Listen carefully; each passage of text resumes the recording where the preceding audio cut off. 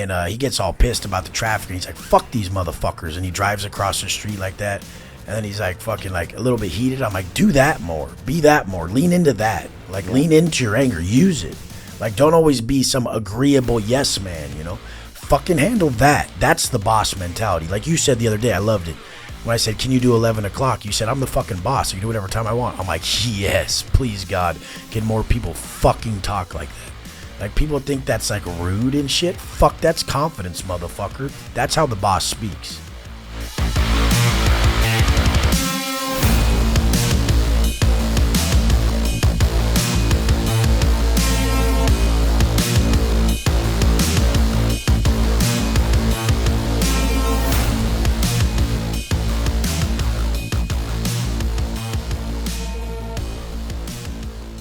Hey guys, welcome back to Driven Channel, and I'm here very excited, Wes, because like we have, I think we're very similar.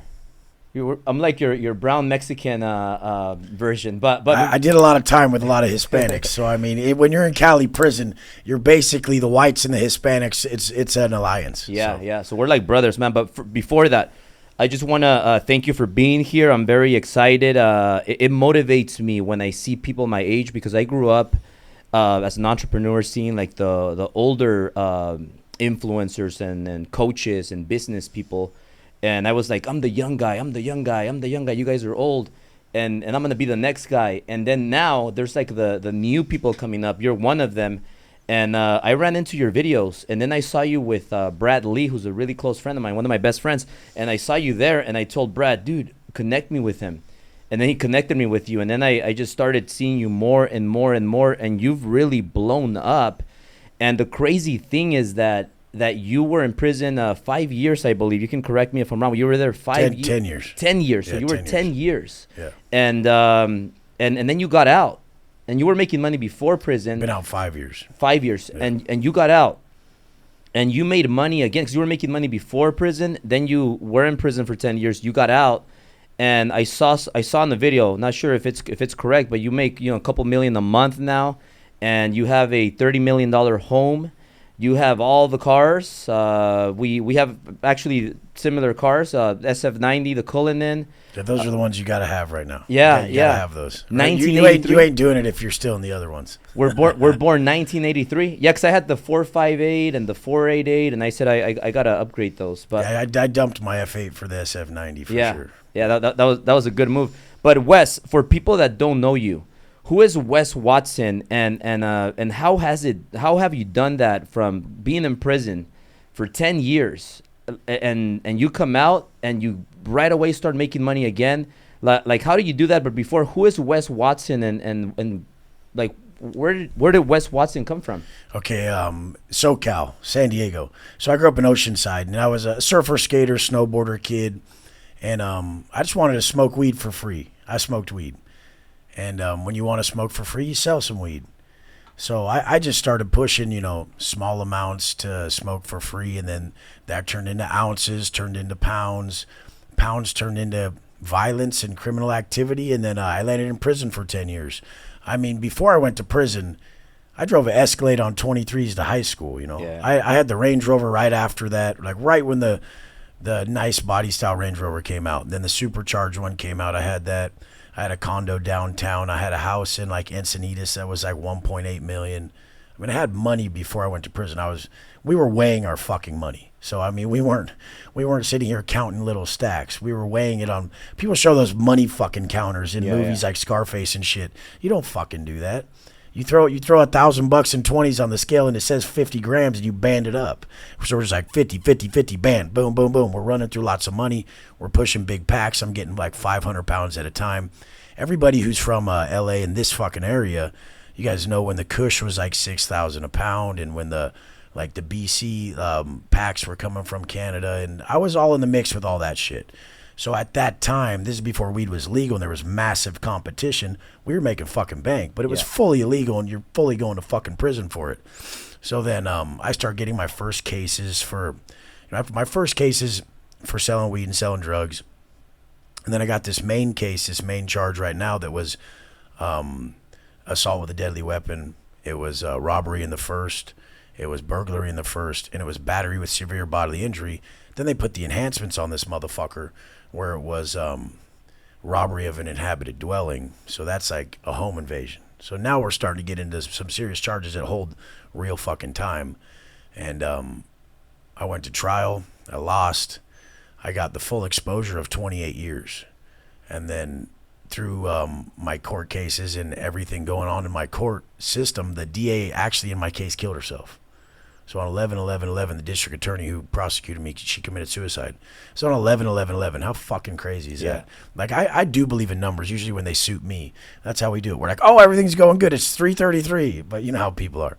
But this was fucking significant because that's like a time that won't happen. And then something this big to happen on that date. I don't wish anybody to kill themselves. So anybody who's listening, no, I don't want that to fucking happen.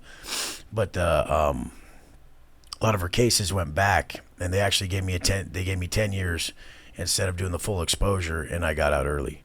So I mean, I ended up doing 10 years instead of the full time, and this was when I knew I could get my life back. I still fucked up many times after that. I still was trying to see if I could still drink and party. I was still trying to use drugs in there, but I fully quit everything in 2014. And in 2014, I just, went fully sober. Some crazy shit happened in there where I got in a fight.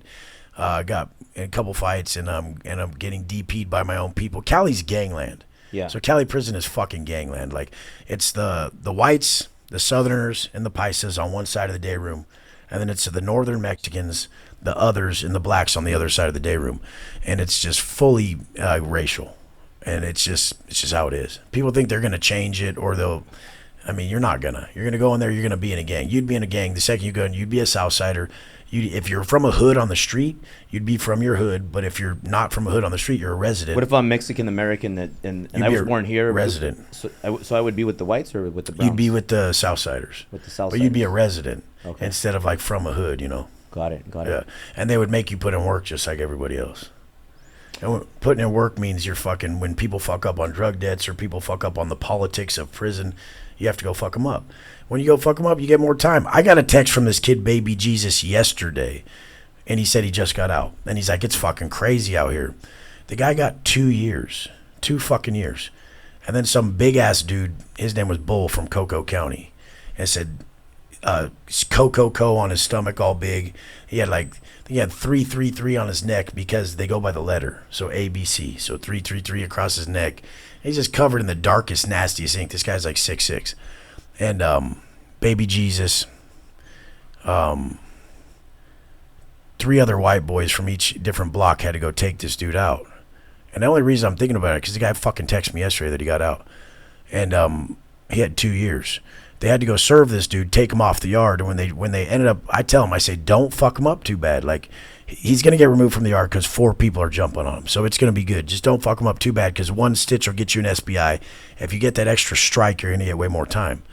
And then he ends up fucking, the guy ends up getting fucked up. They all get a shitload extra time. He ends up getting 7 more years. Damn. So he got 7 more years from something he could not avoid.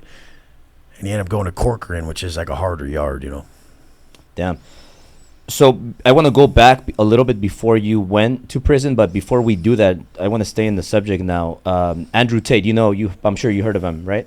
I've heard of Andrew Tate. I mean, I don't know how they called it. They said he went to prison. I mean, that's jail. Yeah. So that's jail. So that's what I want to ask you. So he went to jail in Romania for like 3 months.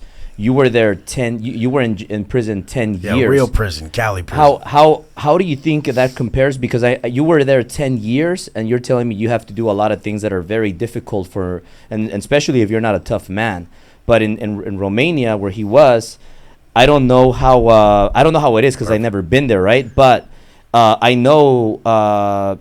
I mean, you would probably have a way better idea than me. Do you think it's worse there, or worse here? I couldn't have no idea how Romania is, but Cali prison is the most political and the most run by gangs. I mean, obviously you hear stories about shit in like Russia or some shit like that, but we never know. So, I mean, I can't say how he did his time or whatever. I never really speak on other people's shit because I can't say, but I know time frame has everything to do with it. Because 5 years in, I wasn't fucking changed. You would think you changed because it's pretty drastic, but I wasn't even changed 5 years in. I still had a couple fuck ups in me left. Yeah. And that's what people don't get out here. You don't grow until you fully become someone different. You fully become someone different during times of adversity when you change your thoughts and your actions. So until you're faced with a massive event that is just that huge amount of adversity that changes your life, if your thoughts and actions change during that time, now you can change. So people see how I operate out in the street, and it's because I was that way in prison. You can't change directly during times of comfort. Like, a man's never going to, during times of comfort, change. And I don't think that was long enough for him to make drastic changes, because I didn't. I've never seen someone change if it wasn't fucking years upon years, like decades. You know? Because you were right there, it seems like, in war, but he said that he was like in a room stuck by himself for a long time. He was probably like so famous that they fucking can't put him with other people. Yeah. So then that's like protective custody. Is that worse? In Cali, protective custody is like bitch shit. And like S&Y, special needs, protective custody for rapists and fucking, but they do put famous people in that shit. I was locked up with the guy from the 40-year-old virgin, the Indian dude. His name's Shelly Malil. He there was like a stabbing that he did or something, and he was getting like a life sentence. And I was in, like, I got in a fight with a riot. So I was in ADSEG, which is like solitary. And he was in there because he was just famous. They made him lock it up. They call it locking it up when you're in a PC. But that's what they did to Andrew Tate. Obviously, they made him lock it up, because he's too famous. What the fuck are they going to let him out there? Everybody knows who he is. It'd be a fucking shit show, You think it's worse to be in a cell by yourself or be out with people? I like both. I mean, once you're in your cell by yourself, you don't want to go around people again. And when you're around people, you don't want to go in a cell by yourself. But you adjust to anything. Yeah. I remember my first little 72 hours by myself in a cell. I was such a bitch, dude. I was just like, I want to get out and call my chick on the phone and da-da-da. Like, you realize how strong you can become over time, to where there was times after that where I'd be on lockdown, not leave my cell for over a year. I remember one time there was a riot in this prison I was at, and the riot happened on October 2011. We went through the year into January 2012, went around the whole fucking calendar again into January 2013, then we finally got out of our cells. Didn't step out of the cell one fucking time. Wow. Not one time that long. And we're just doing burpees, doing push-ups, reading books, doing squats till fucking death in the cell. And, a couple of times I had to fucking tune my cellie up during that time, because he was a wild-ass, old-ass dude. One of them old-ass, mean mug-having motherfucking white dudes, to where he just thinks he was, like, had this fucking stare on you. And then we would just get into it over food, over fucking him being loud, about him making wine and drinking and yelling in the vents and shit, to where, dude, you can't avoid problems in prison. You're going to find you. And that's why I laugh out here when people think they have fucking problems. Like, out here and in life, like when you're growing and changing, if you're still your biggest problem, that's what you have to overcome. And most people out here in the real world, they're still their biggest problem. They're never going to get ahead in their business or their life or anything until they get out of their fucking way. And the fact is like, your success will never exceed your level of personal development. You can't. Your habits will ruin it for you. We could give them all the money and they'll fuck it off because they have bad habits. Yeah. So you came in the RollsRoyce Phantom, one of your many cars, and you're making millions a month. Before you went to prison, and you're a big dude, muscular, tough. You're very intelligent too. So you're extremely intelligent. Before you went to prison, were you also a business guy? Were you also this buff? Were you also making millions a month, or was it more like $1 million a year? How much different? Back then it was like, $80,000 a week or something on a good week. But when you're pushing packs, there'll be a month on end where you can't get anything. If shit's clocking like clockwork for a while, I mean, I would get 250 pounds. I would split like a 500 pack with my boy. I'd give 125 to my homie here, 125 to this dude. I'd make 100 or 200 bucks on each pound, Yeah. And so I'd make good money. But then there's such a hiatus between it. And then you can't spend the money right because it's drug money. So you just spend it at the club like an idiot. Then you spend it on shit. And you're drinking so much, you're just eating out, you're just partying so much, doing so much coke and all the other shit. You're not really doing anything right with your money. My money now, like everything I fucking buy, I anticipate a return from. People are like, those cars are depreciating assets. I'm like, Grandpa, you must not know how the fucking internet works. Like, dude, it's not depreciating. It's part of my brand, dipshit. Yeah. Look how many people are in the comments of me fucking saying shit about, like, when I talk about cars, look how many people are in the comments. And they're like, you don't see that as money? Dumbass. It's attention. Yeah. I'm selling something. What do you want when you sell something? You want fucking attention. I'm not doing it just to cause negative attention. These are really my thoughts. And one of the videos that's going pretty viral is when I was with Brad on his show, And I was like, these fucking idiots are with me in the gym every day, and they see that I sell like a fitness-based, mindset-based lifestyle service, and I'm driving up in a fucking SVJ, I'm driving up in a SF90, I'm driving up in a black badge Cullinan, I'm driving up in a Phantom. I don't even know how many I can't even name all my fucking cars. I got a wide body Urus. I got everything I got's over $500,000. And I got fucking 9 cars. I don't even fucking know. But the point is they don't even ask me what I do.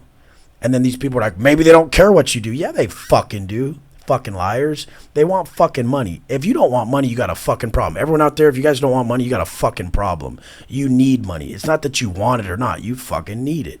Yeah. So you go to the gym every day. You go every fucking day. You drive to a gym. You park in the front. Very front. I back in the motherfucking whip. You know. Yeah, and this is in San Diego, right? San Diego, I love it. So here in LA, just so you know, I'm sure you know, but I used to do the same thing. I used to park my car outside, get tickets, and I used to see the ticket as an ad campaign, because they give me a $53 ticket with it, which is shit.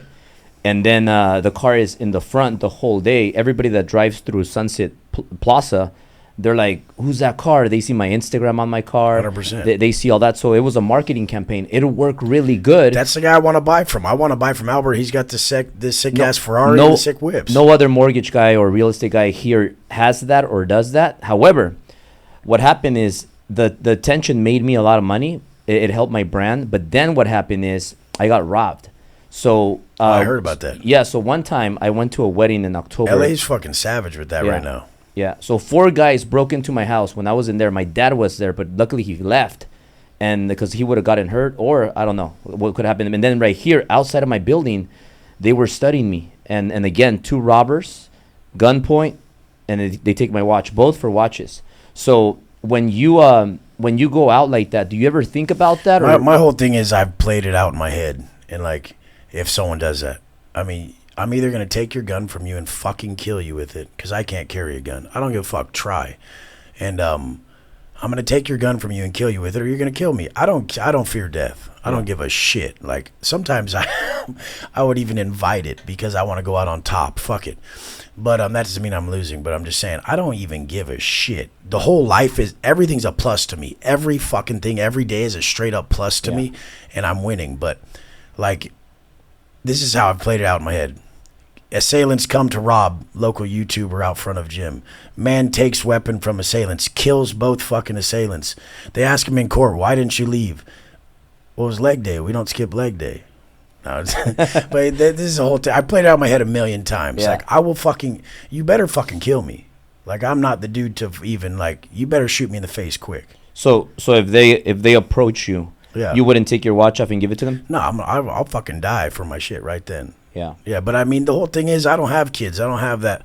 I don't have like the whole background that someone who has to live for does. I don't really give a fuck about life as much as people would think. That's why I live the way I live. People are like, don't you need more sleep? I'm like, I don't give a fuck about my well-being. I live by a purpose. I'll die like fucking motherfucking Jesus, dude. Shoot me in the motherfucking face, bitch. I'll just be fucking celebrated. Like, I don't give a shit, dude. Yeah. Even when we were driving down the street right now, I'm like, this looks like an area you get robbed in. And my homie's like, I'm going to hoop my watch. Hooping it means putting it up your ass, keystering it in prison, the prison pocket, the prison wallet, whatever you want to fucking call it. But my homie's like, I'm going to hoop my watch. And then Jesse's sitting there. She's like, you probably do it for fucking fun. We were laughing. Yeah. But, yeah, I mean, I would, dude, if I was in your position, I got kids, I got a nice, beautiful family, all this, I would fucking, take my watch, bitch, get the fuck up on out of here. But I mean, me, like, dude, everything's a fucking story, like, ready to be written. I would probably look better with the bullet in my fucking neck, you know? I'm just like that. Like, I'll probably live and it'd be even better story. Man gets fucking shot, neck, still fucking lives, goes, crushes arms, he's a savage. Yeah. I fucking love it. I'm always writing a story. If anyone ever pays attention to me online, I'm always writing a story. You guys need to write your fucking story. When I fell and I went to prison, when I got busted, I just sat back. I operated from my mental witness. I removed myself from myself. And from ever since then, I sat in a little chair up in the corner of the room and watched myself operate. I didn't care what I had to do. I didn't care about my feelings. I didn't give a shit about anything. I was very stoic.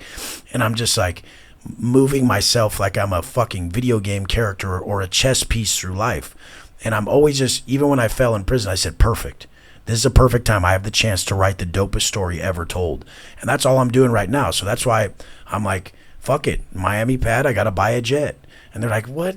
Why? I'm like, dude, we have to do the biggest shit so quick so that our story of overcoming such a big setback can motivate people to live a better life. Because in all reality, I don't give a fuck. Like, I really only love this. I love sharing with them. I love this. And I love the work. Yeah. So if you went back to how humans fucking just thrived from the beginning, we had 2 modes. We had like work mode, hunting and building and gathering and all that shit we would do as a human. And we had our tribe that we sat down and we spoke to, we gave love to, we conversed with. And that was our life. There was nothing else. So I don't seek any of the other shit. I only do that. Once you get really sober, conversation's your drug. Yeah. And like I'm free right now, Albert, I'm free right now. When I go get back in my Phantom, I'm pissed because we curb to curb coming in here and it's going to cost me $500, but it doesn't everything pisses me off. I should have told you about that. I'm a naturally angry motherfucker. Yeah. I'm a naturally angry person. And like, even this morning I was making a scenario in my head, driving to the gym, just pissing myself off about something. And then I went to the gym and I was free and I started laughing about it. And then while I'm here, I'm free. I'm not like, oh, I got to do this, I got to do that, I got to do this, I got to do that. Like, I'm free right now. And that's why I love making content. That's why I love serving everybody. That's why I love being on my coaching calls. And that's why I love, even between my coaching calls, coaching people on the street when they come up and they're like, damn, what is that? It's a Ferrari. What kind? Motherfucker, do some research. No, it's SF90. Some little kid asked me, what watch is that? Come on, dog. You don't know what that is? And like, I'm just educating them, you know, and I love when people like the details because we know success is in them. Yeah, yeah. No, this is gonna go viral because this is a very good. Just keep it on for a bit. But going back to the toughness and how you're mad and how you don't like if they attack you, you'll fight back. You won't give away anything. Why I don't think people should be like that. I'm telling you guys shouldn't. Yeah. I have plenty of homies who had that happen to them in LA, like good homies of mine, recent stories. And they're like, get out of LA, move to Florida. This shit keeps happening, you know? Yeah. But I don't think people should do that. I'm just so fucking stubborn. And I don't like, I'm good at living life because I don't hold on to it. I don't hold on to life and treasure it so crazy. No, it makes a lot of sense for you. But most men today, this is how I feel. Maybe you agree with me.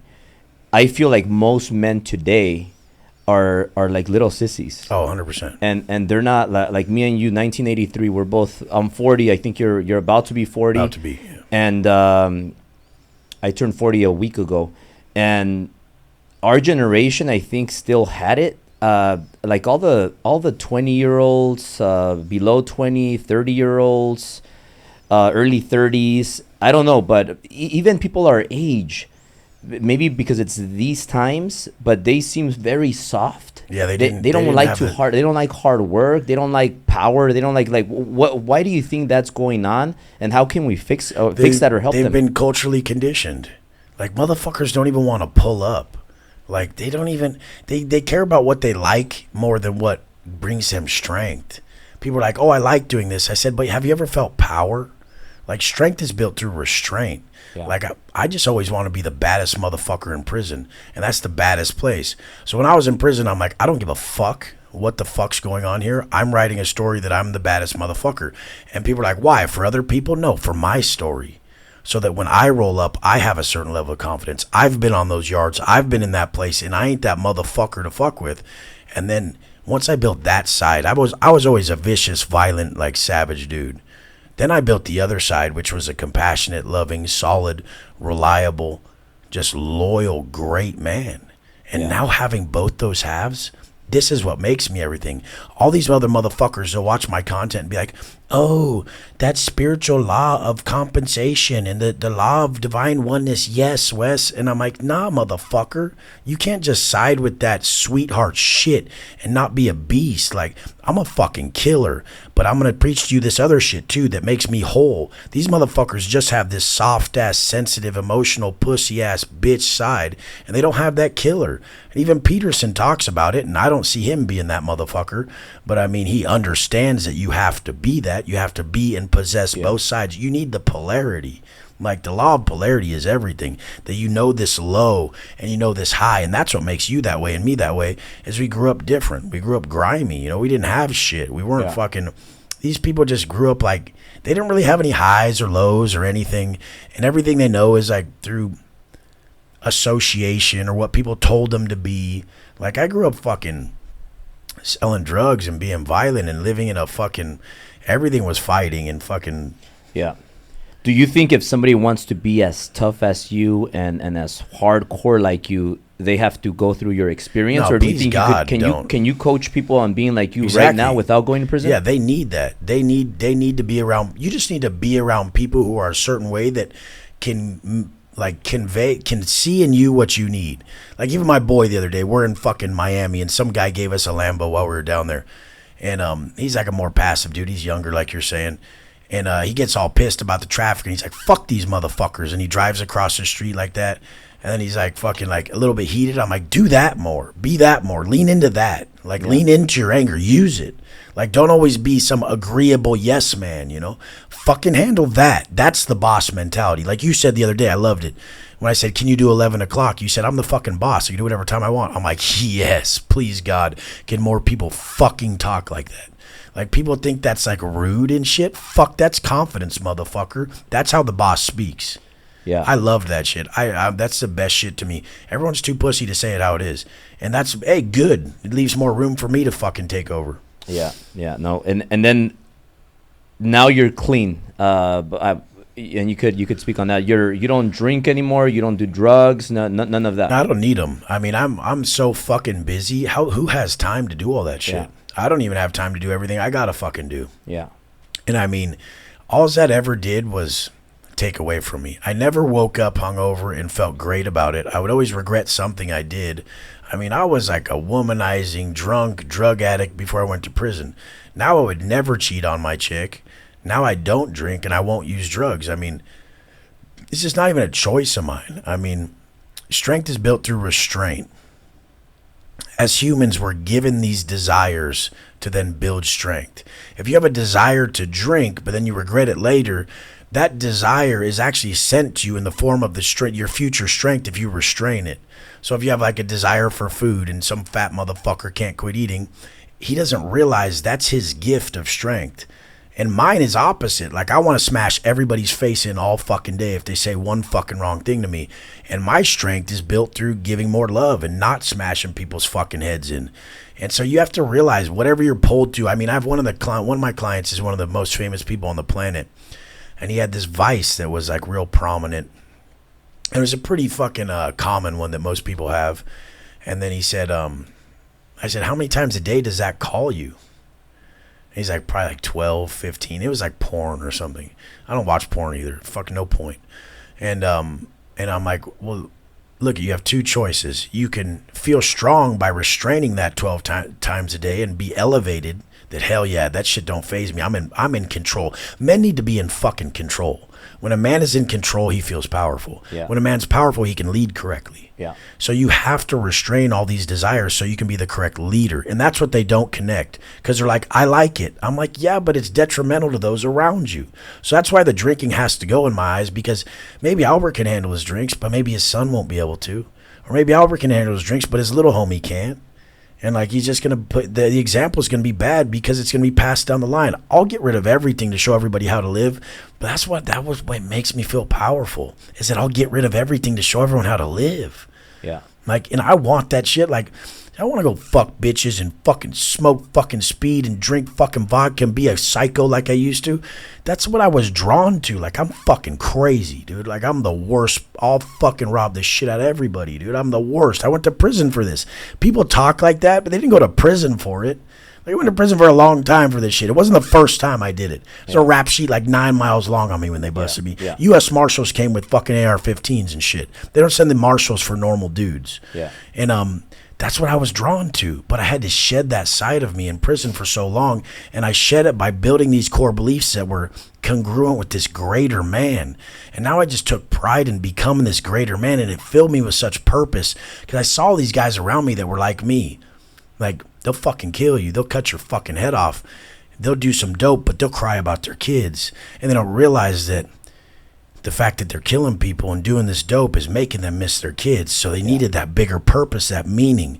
And when people don't realize that when they're trying to cut alcohol or they're trying to cut drugs, they don't need to focus on the drugs or alcohol. That'll draw them to it. What they need to do is find a greater purpose, and the lesser just falls away. So my greater purpose was being a greater man for those people around me, and then I just forgot about the other shit. Didn't even need it. Yeah. Now, what's your take on let's go to weed? There's some people that don't smoke, they don't drink. They'll quit drinking, they'll work out hard, but they'll always smoke out at the end of the day. I mean, go if you need to smoke weed, smoke your fucking weed. It just ain't for me. I'm not going to tell people it's going to make them better. My goal is to be the best. Yeah. My goal is to not slip. Yeah. And when I give myself some form of comfort or pleasure, I'm weaker. When I'm weaker, I'm meaner. Yeah. So look at Wes Watson is like a mean, angry guy when he's weak. That's his weakness. He'll be rude to you because he's weak, not because he's strong. So if I give myself some foods I shouldn't eat, or I smoke some weed I shouldn't smoke because it's comfortable, makes me weaker, my weaknesses could become prominent. Yeah. So then I lash out at people. Yeah. So you would think that the weed would make me calmer. It is while I'm stoned, but then after, I'm a fucking bitch and I'll lash out at you. I'll cause problems. A lot of people do that. They get real irritable. That's that person who's smoking the weed to get rid of the anger, but then it doubles up once the weed goes away, you know? Yeah, and also all the other things that it does, like when you wake up. But you know what I did last time? Because I don't drink liquor, but I like wine, champagne, and I'm not drinking right now, but I felt like having a drink. I think it was a couple days ago, and instead of that, I saw one of your videos. You said when you feel like drinking, just replace it with some activity. So I went to the gym that I have here. So instead of going to the bar, I went next door to the gym. And I did 30 minutes of intense bike. Felt great, and then I didn't feel like drinking again. And you said something about boredom, and it leads to vices. Yeah. Boredom leads to desire, leads to vices. Can you explain how that works? So and how that relates to what I did? Perfect. Boredom leads to desire, leads to vices. So when we're on purpose, when Albert's living his purpose, he's that leader. He's showing his people how to come from nothing to be a fucking multimillionaire. And when he's just 40, a young dude murdering it. Ferraris, RollsRoyces, the office, and fucking off Sunset. He's a monster. He owes the best Albert to the world. That's what I say our purpose is, to create the man you admire and give that man to the world. When he's creating that man, he doesn't need anything. But once that man isn't his vision, at the end of the day, when he lets that man go a little bit, here comes the boredom. Because now it's self-serving. He's not serving the world with his purpose of the man he is. Yeah. So then that boredom sets in.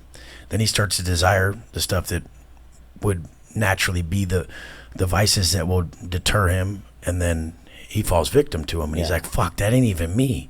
Because really, when you're operating from purpose, you can't think about self. Purpose is like your world purpose and how you'll help other people and what you'll do for the world.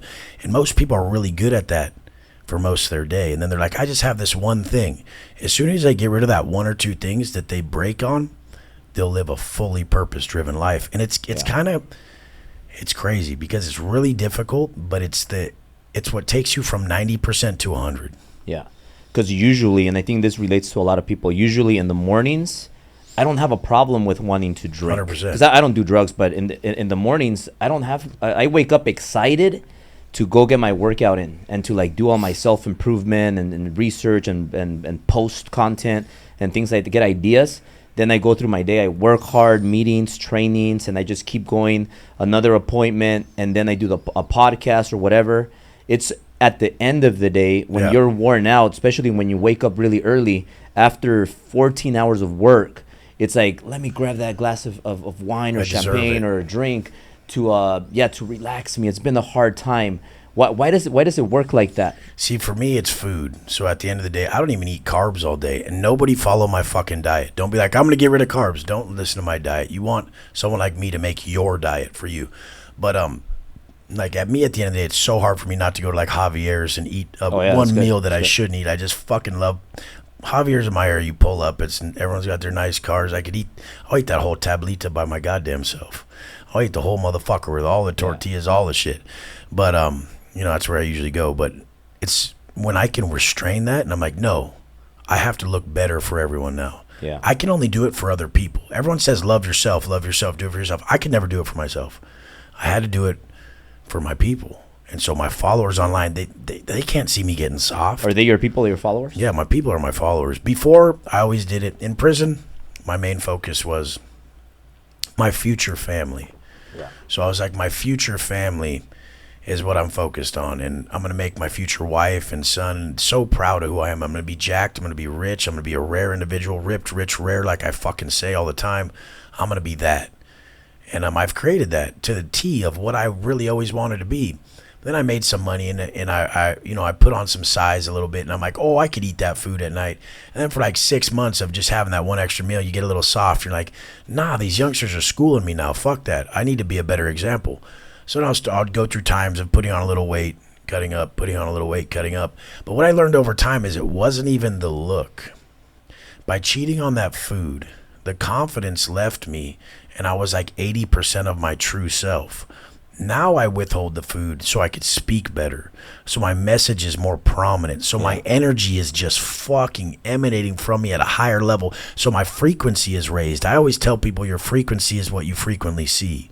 So when you're at that high frequency, and Albert hasn't messed up at all. He hasn't missed a macro. He hasn't drank. He hasn't missed a workout. He's been kind to everybody. He was a great man. He made his money. He did everything fucking right. They're going to be feeling you different. You don't even have to say anything. That man sells just walking in the fucking room. And I hate when I'm not that. So I have to be that for the world. And once you've reached that pinnacle, that high frequency self, your 10.0 self, once you've reached that, there's no going back because everything else feels so fucking inferior. Yeah. Right now, do you consider yourself a 10.0? I mean, right now, probably at myself, like if you were to stack up most people and you put them on stage, you're like physically, mentally, financially, who wins? I think I win across the board with most people. Yeah. And I mean, that's what I'm going after. So only because, so I can be the best teaching example. Yeah. I don't care about me. There's one thing you'll learn about me is I don't give a fuck about me. Like I'll never see what I am to people. I have to see through other people's eyes what I am. I'll never really see myself correctly. So that's why people like me have to pull up. And then people see us, we're like, oh, that's what I've done. Like we have to see our accolades in other people's eyes and what we've done for them. But then that's self-actualization. When you're making yourself your best, your 10.0 self. Now the next level is when you transcend self. So now my whole goal is, look what this guy on my team did. Look how much money I had this guy make. Like I have like famous ass people that'll come on my coaching program where I teach you how to build a coaching business online, and they'll come and not know anything to do, have a following, and I'll be like, boom, I'll show them some shit. They'll make 35,000 the first day, you know, and they'll start making millions real quick. And then I have people who have no following that I teach to make millions. And so now it's like the realest shit that what I leave in my wake is my legacy, and the people I've changed behind me is everything. You don't really feel it all the time, but then when you're actually feeling a little bit down, you'll get a message and you'll be like, oh fuck, that's some real shit. Because nothing works at this point. What am I gonna do? Pull up in a different car, be able to buy a different watch? Like I can do anything I want, but all I want to do is this. Like I love this, bro. Yeah. Me too. So you wake up at 2:45 a.m. every day, right? Psycho every day. shit, yeah. It's a little intense because I waked up at 3 a.m. consistently, and I used to get worn out earlier. Like I'm talking about maybe 4 o'clock, 3 o'clock. So this podcast is a little early. Now, do you get worn out a little earlier, or what's the reason? And how long have you been waking up at that time? I don't even like to be optimal. So 2:45, I've woken up for 16 years at 2:45, and I've never not woken up at that time. No 16 years. 16 years. No alarm clock, nothing. I don't like being at my optimal state. That's a biased measurement. If I wake up tired, perfect. Yeah. If I'm always operating on less and I'll do more than you, then I'll fucking beat you. I'm used to operating with not enough sleep, not enough food. I don't even fucking eat. Like, I have no carbs in me. I have no sleep. I fucking make it as difficult as possible, make myself as uncomfortable as possible so that I'm just focused on the goal. What happens when we get comfortable? We want more. We want more. We need more. We get comfortable. We get weak. Yeah. So like in prison, I learned this in prison. when you're really hungry, you don't drift outside the fence. So when you're really fucking hungry, I'll get you so fucking hungry, you won't even care that you're in a prison cell. You're like, can I just get a fucking sandwich? I'm fucking hungry. That's all you'll think. I'm hungry. I'm hungry. I'm hungry. And then when you eat that meal, you have a big old spread with your boys when you're hungry. Then all of a sudden, damn, I miss my girl. Damn, I want to go home. So this is how you mitigate like how far you drift in your problems, is by keeping your basic needs at bay. So by staying tired, by staying fucking hungry, by staying fucking beat up, that's when you exercise your spirit strength. When the mind and the body fail, your soul takes over. Your spirit's strong. You have to keep going. And this is what I always did. Like, not another day, Wes. There's no way you could go out to those cages in the shoe right now and do 880 burpees. Every day when you're in the shoe in prison, you go out and I do 88 burpees. You do 88 burpees. I do 88, you do 88. We do that 10 times. So we do 880 every fucking day. And you'd be like, and you're eating nothing. You're in the shoe. You're in isolation. And so I'm just like, there's no way I could do it again. But every day I found a way to do it again. Tired, hungry, everything.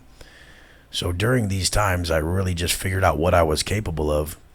And that's the cornerstone of my success. I'll do more leads than everyone. I'll get up earlier. I won't miss anything. I do all my fucking sales. Every sale for my company I've fucking done. Every fucking one.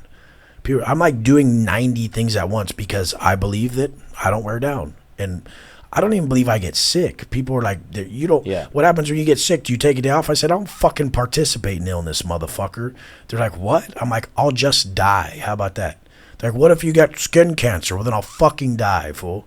Like, I already died a long time ago. Albert, I died a long time ago. Everything, all the fear, everything was taken out of me in prison. This is all a plus, and look how good my fucking life is from just serving others and proving that if a man is right, his world will be fucking right. All my housekeepers and all my people, they set up my Sunday brunch at my mega mansion. It's disgusting. And they go,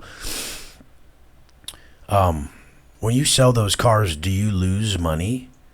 And it's probably, I don't know why they would ask that. Maybe they don't have that much money or whatever. I don't get into people's shit with that. I share my shit willingly, but I don't ask them.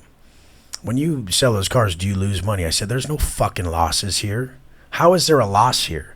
I'm sitting there with 50-foot fucking ceilings, and a bunch of people are setting up my brunch. I just bought another $1 million car, and they're like, how are you going to ask me if I'm losing? I don't measure losses in like stuff like that. I'm like, as a whole right now, we're winning like a motherfucker. Yeah. I don't even believe in fucking backsteps. I don't willingly take them ever. I mean, stuff like that, that's insignificant. To them, it may seem that, and that's just someone's perception of stuff. Yeah. So that's what I like to tell people. The world is not as it is. The world is as you are. And if I'm always strong, disciplined, loyal, operating from the highest character, I never lose a moment of my life. But if I were a dick to you or rude to one of your boys here, or I just lashed out and came out of character, now that would affect me. Now later I'd be like, God, fuck, why'd I do that shit, man? So I've made so many mistakes. I learned how to not accumulate karmic debt. Yeah. Like, karmic debt's real as fuck. Like, talk shit to someone you love next time.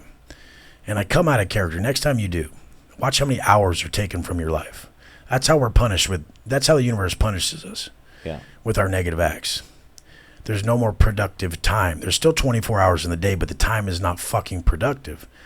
So say you lash out at your chick of something, you lose your temper. Now the rest of the day is not productive. Now people ask me how I became so successful is because I have clarity. They asked how I got so much clarity. I said I quit making mistakes. They said, how do you know what a mistake is? I said, regrets are guideline. So I mean, I really just answer a simple question when people say, what do you do for a living? I say, it's what I don't do. So what I don't do is what made me successful. Yeah. Yeah. The blueprint's is clear as day. 100%. So yesterday, what time did you sleep? Yesterday, I drove down to my condo downtown. I have a penthouse downtown San Diego, and I realized I haven't turned on my one of my Lamborghinis down there. So I was like, fuck it, I'm going to drive the SVJ down there right now. So I leave my mansion in Rancho Santa Fe, like 9-acre, fucking crazy, bro. I got a lake, a bowling alley, fucking crazy shit. And I hop in the SVJ and I just fucking haul ass down there at nighttime. And I turn the Huracan on down there, let it run for a little bit, and I drive back. So I didn't get back to like 10:30. And I still got up at 2:45, worked out. I'm here, and I'll stay up as long as I need to stay up. I don't give a fuck what the fuck stands in my way each day. I have a job, and that's it. Do you have an what's your average hours of sleep that you get daily on a daily basis? I would say like 5 hours or something. In prison, you don't really sleep because you get harassed all the time. There's COs fucking opening your door, shining flashlights in your face. You don't really sleep that much in prison. You're in fucking prison. Like, you fall in deep enough sleep, you wake up, you're like, where the fuck am I? Like, sometimes I wake up in my house, I don't know where the fuck I am. I'm like, where the fuck is this? I think it's a fucking nightmare sometimes. I don't even know who the fuck I am sometimes. Are you still sensitive to sounds like when you're sleeping? Oh, yeah. I don't really sleep. Like, I kind of just lay there. I don't really actually sleep. You've never tracked your pulse and no, I don't even care. Like, I'd rather I do the least like doctor shit. Like, if a doctor like was like, hey, let's check you out, I'd be like, fuck you, dude. I don't want to be like you. I'm like, you're old ass fucking decrepit fucking. I've never even seen a healthy doctor that I would let even touch me. I'd be like, dude, I don't want to be like you. Like, what are you going to give me some advice on how to end up like you? I'd rather opt out of this. So you don't really go to doctors for Never. blood tests and all that Fuck stuff? no. Like, my dick would have to fall off before I go to a fucking doctor, dude. I don't know what the fuck would have to happen. I'm the same. I haven't been to a doctor in a long time. Please, God, dude. Like, what do I want him to tell me? Like, fucking, I don't have herpes or anything like that because I don't fuck bitches and nothing like that. But that's the only thing I ever cared about when I was younger.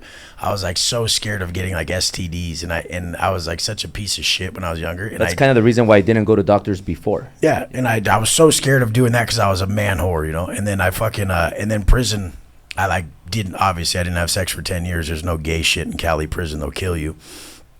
And so I come out clean, and I'm like, I'm not fucking up. And I've been with 4 girls. Like, since I've been out of prison, almost 6 years, I've been with like 4 girls. Yeah. So speaking of, and they were all serious relationships. I wouldn't even have sex with a girl unless I planned on being with her. If I wasn't planning on marrying her, or I couldn't see myself being with her down the road, I wouldn't have sex with her. So let's just say you have a girl and you're an aggressive person. When a girl pisses you off, because I'm sure that happens to every man. Oh yeah. Like girls get on our. They say I scare them. Like even if I have like a weird energy, they're like, you're scary. I'm like, I didn't even fucking do anything. Do you kind of keep them so scared that they don't kind of piss you off? I'm like the lovingest, like simpest fuck. Like, dude, I'm like, you're like a big teddy bear. Dude, I'm like, I love you so much. I would do anything. I'm so fucking gay in my relationships. Like, they walk all over me. Like, I'm the nice guy who gets used. Yeah. I'm the worst, dude. Like, I'm like, oh, she gave me hard eyes. Oh, look at that. My friend's like, you're so fucking lame. Don't answer her. And I'm like, I think she really made up with that. She hasn't seen you in 2 months. I'm like, yeah, but look at this message. I'm fucking the worst, dude. I'm like, I was always like a hopeful romantic, you know.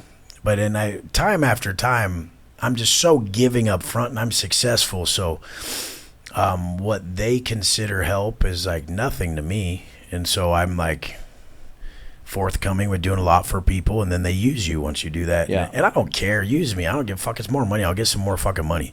But I'm just not going to let you keep doing it if you mistreat me, you know? Which is, for me, it's like, fucking notice our success, bitch. Like, we're not fucking bums, dude. I'm like 0.00001 of the fucking world, you know? Make like almost $2 million a fucking month. We have everything, and we're fucking winning.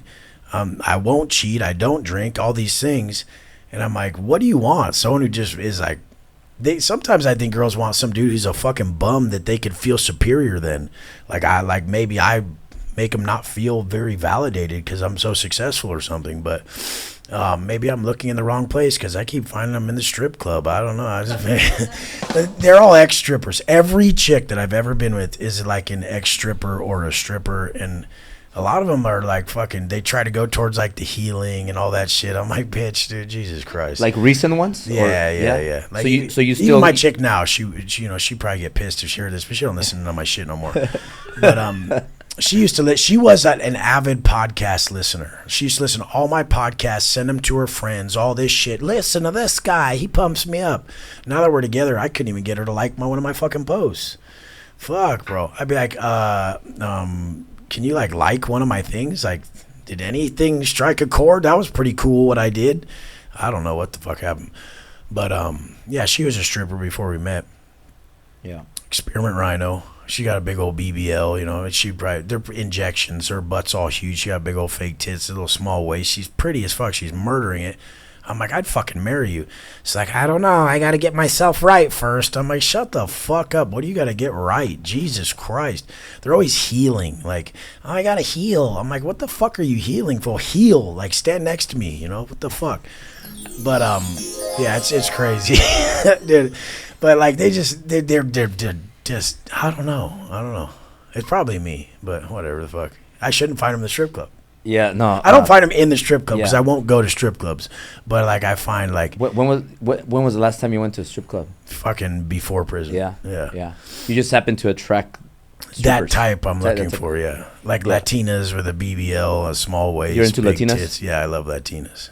That's my weakness. Probably why I'm moving to Miami. I don't know really why I'm getting a spot in Miami, but it's probably that. People say it's for the taxes. I'm like, that's one form of talking about it. Yeah, taxing. Latinas. But if you go to Miami, so LA has San Diego. I think it's kind of it's safe for a man like you and me, like money, good looking, and all that strong. So San Diego is like a pretty cool place because it's I would say it's calm. LA, there's a lot more I would say hotter girls because it's the Hollywood Hills. I gotta come up here more then. My chick's gonna get so pissed. Yeah, like she West don't even listen to none of Hollywood. this shit. West Hollywood. So I'll send it to her. She'll be like, "What'd you say on that?" I'm like, "Shut up." But then if you go from LA to Miami, that's like going like 100xing the hot girls. Cracking. Like I got a text. She's like, "Did you hook up with someone on Thursday in Miami?" I'm like, "I wish one of these girls would have hooked up with me." She's like, "Why would you say that?" I'm like, "Well, you haven't been out to see me in a month and a half. Like we haven't even had sex since the fucking start of the year. Jesus." But yeah, it's fucking yeah, it's pretty. Yeah. You go to Miami. I'm too fucking nice, bro. Dude, but in Miami with all your success, all the cars, you start driving around. I'm gonna ship a white. I'm gonna get a white SVJ and a white Phantom on 26s and ship them out there and just murder it. Yeah. Yeah. What are you gonna do when you get overwhelmed with a bunch of hot? I'm just gonna pick one hot ass one. I just want one hot one. I would let it be my chick if she's supposed to come today. Yeah. She probably won't though. She was supposed to be here yesterday. Yeah. And every time she's like, "Oh, I had to go to the doctor." I'm like, "What the fuck is wrong with you?" And she's like, "I don't know. It's something, down there or something." I'm like, "What? What'd you get?" She's like, I took like a bath with Epsom salt. I think I got like a yeast infection. I'm like, fucking dude. I'm like, who gives a fuck? Like, I'll still hit it. I don't give a shit. She's like, "No, then you'll get that on your dick." I'm like, well, I don't give a fuck, dude. It's all good. But this really happened yesterday. This is the funny part. But I want everybody to fucking know we don't give a fuck because we're winning. And I don't have to fucking report to anyone. Just like Albert said when he said fucking, I said, "Can you do the podcast at 11?" He said, "I'm the fucking boss. I can say whatever the fuck I want here because I'm the boss." Now, Wes, what about like, you ever get concerned with, because you're very open. You have the strongest mindset of anybody I met. However, and you could tell me what you think about this. It seems like your weakness could be hot women, hot Latinas, because then you become like I just start smiling like a dork about them. But nah, you're not concerned about that. That maybe one can take advantage. No, I'll let them. I'll spend money on them, but it's no money to me. Yeah. I was telling bitch that's pesos, and she's just like, "Fuck, that's racist." I'm like, "Nah, dude, I program with the homies in prison, but I give her like 50 grand. I'm like, how much? Let's see how long that lasts you. And if it don't last her long enough, I'm like, you're burnt. Get the fuck out of here, But I've literally been with 4 chicks. One white chick from Germany. She's like covered in tattoos. She's like a fucking tattoo model. She's like famous online, and she knew me before I had any money. And then I didn't make enough money being an online coach, and she said, "How are you gonna support a family being an online coach?" And she broke up with me. Now she fucking like barely fucking making it. But and I don't wish that about no one. I want everyone to fucking win. And then I had this other chick. It was that. And then I was with my wife. Have I been with 4 chicks or 3 chicks? I don't even know now. It's so little. Wait. Maybe 4. So yeah. So the first chick, and then I was with my wife. And then we broke up for like a couple months. Some shit happened. I was with this one other chick, this influencer chick. She had like 3 million followers. Dude, I had like the rebound. Like I would be single for like 24 hours. Like the second I would break up, it would just be like, bam, I get like some chick with like massive amount of followers. It was like bad as fuck. Yeah. And I'm like, oh, hell yeah. And it stroked my ego a bit. And I'm like, but I'm a lover, so I couldn't really even fuck them good or anything like that. So I'm like, I can't even have sex with you. I don't love you. Like I'm weird like that. Like my dick wouldn't even work if I don't love a chick. But then like my chick now, even if she texts me, my dick gets all hard because I'm just a lover, bro. Dude, you guys need to pay attention to that type of shit. Like it's real. There's real energy. There's real connection, and you're doing it. Like you're putting the power in your life. And you know, you guys, I'm saying all this funny shit and this stuff about chicks. That's like the fun for me. Imagine if you were in prison for 10 fucking years. And you didn't even have a woman around you. That's why you see me get all giggly and smiley and shit when I talk about women. I wasn't around women for 10 fucking years, you guys. 10 years. Not even a hug. Like, so they're like... How would you rate that from a 1 to 10 of one of the hardest things to do? It's the most painful thing ever. To not even be around a woman for 10 years. Is that harder than having to deal with all the gang members and all that? Oh, yeah. Fuck all that. Like, that's nothing. Like, you get used to that. I'm the worst. Like, at a certain point, I'm the worst. And like, I'm the worst again, motherfuckers. What? Like, I'm running shit. Like, I got all the green dot numbers. I got the phones. I got the dope. I'm fucking killing it, you know? And I end up always running shit. But yeah, the woman thing was the hardest. It's just something that you want so bad. And all the fucking jokes aside, like, I always wanted real love. And I think you guys should too. And I commend Albert on being a real family man and being how he is with his wife. I want that. Like, I want that. And my people in my group, they're always like, want my money. And they'll have a dope-ass family. I'm like, you want my money? I'm like, I want your family. And they're like, fuck, Wes. Like, you put shit in perspective for me right there. Thank you. And I'm like, that's what I want, you know? And that's what I always wanted. That's what got me successful is like the dreams of creating a man that was worthy of love, you know? And one day in prison, I just was like, it's not coming anytime soon, so... Instead of waiting to be loved, I decided to give it to myself, bro. That was it. And from then on, I was super powerful. Yeah. And then until the Latinas came around, and then it was no, but but to finish this topic about the women, you probably get a ton of DMs from a bunch of hot girls that want to hook up with you, right? Like it's probably you can't control. I've shown my chick before, like super. Like before the check marks were purchasable, like real high end ones. Like I'd be like, yeah, look at this chick. She's trying to get me to go out of town with her or something. And like real, like famous ones, you know. And then she's like, you're not telling her you're in a relationship? I'm like, we're supposed to do like an event like in a couple weeks. It's gonna make it weird. And she's like, you better fucking tell her. And I'm like, and I'll tell the chick. And she want me more because of that. I don't fucking know. But with me, like, I'm a one woman man. Like, I'll fucking be loyal as fuck. All the jokes aside, like, I just want to find one person I'd be able to spend my life with. And I love that you guys have that. And I love anybody who, I love seeing anybody who's real committed to their woman. And just because I've had no luck doesn't mean you won't. And everybody listening, like, fucking, like, when you're a committed man to your woman, you'll be committed in your business, in your life, and everything way deeper. So I don't give a fuck how you were treated, how shit worked out in life, or how your life was going, or whatever the fuck happened to you. Stay committed as fuck to your woman, because that makes you a committed person at the deepest part of you, you know? Where everyone wants love. They're fucking liars when they say they don't. In prison, this kid Rooster, he was doing like 20 years. And he's like, I'll never love again. He got fucked over by his wife or whatever. And then he has all these pictures of like Curves magazines on his locker. I'm like, what if she wants to fucking marry you, bro? Like, come on, what if she does? Like, not these fucking trashy ass chicks you're fucking with. What if she wants you? He's like, well, that's different. I'm like, see, motherfucker, shut up, dude. Yeah. And it's like, I just fucking, people are like, don't write me and be like, Wes, you're gonna find love. Like, don't do that fucking shit, because I don't need that. I really need to live my purpose and just see what happens. If I'm a martyr in that aspect, then I'll be a martyr. I don't give a fuck. Like, nothing breaks me. I like when shit's not going my way. If there's one thing you'll fucking learn about me is when it's not going my way, I do better. Yeah. So I'll be more ripped. I'll work out harder. I'll do better if I don't have someone. Because then I'll be looking for it, and I'll be fighting for it, and I'll be wanting it. And I think everybody shouldn't get what the fuck they want right away. Yeah. And all you fucking pussy-ass kids out there who think like you're supposed to be giving shit so quick, you're missing that grit, that determination that makes you fight for years that we all need, you know? Yeah. Do you want to have kids? Oh, I would love to. That would be the best thing ever. How many kids do you want to have? I'd love to have like 2, 3, you know? Yeah, yeah.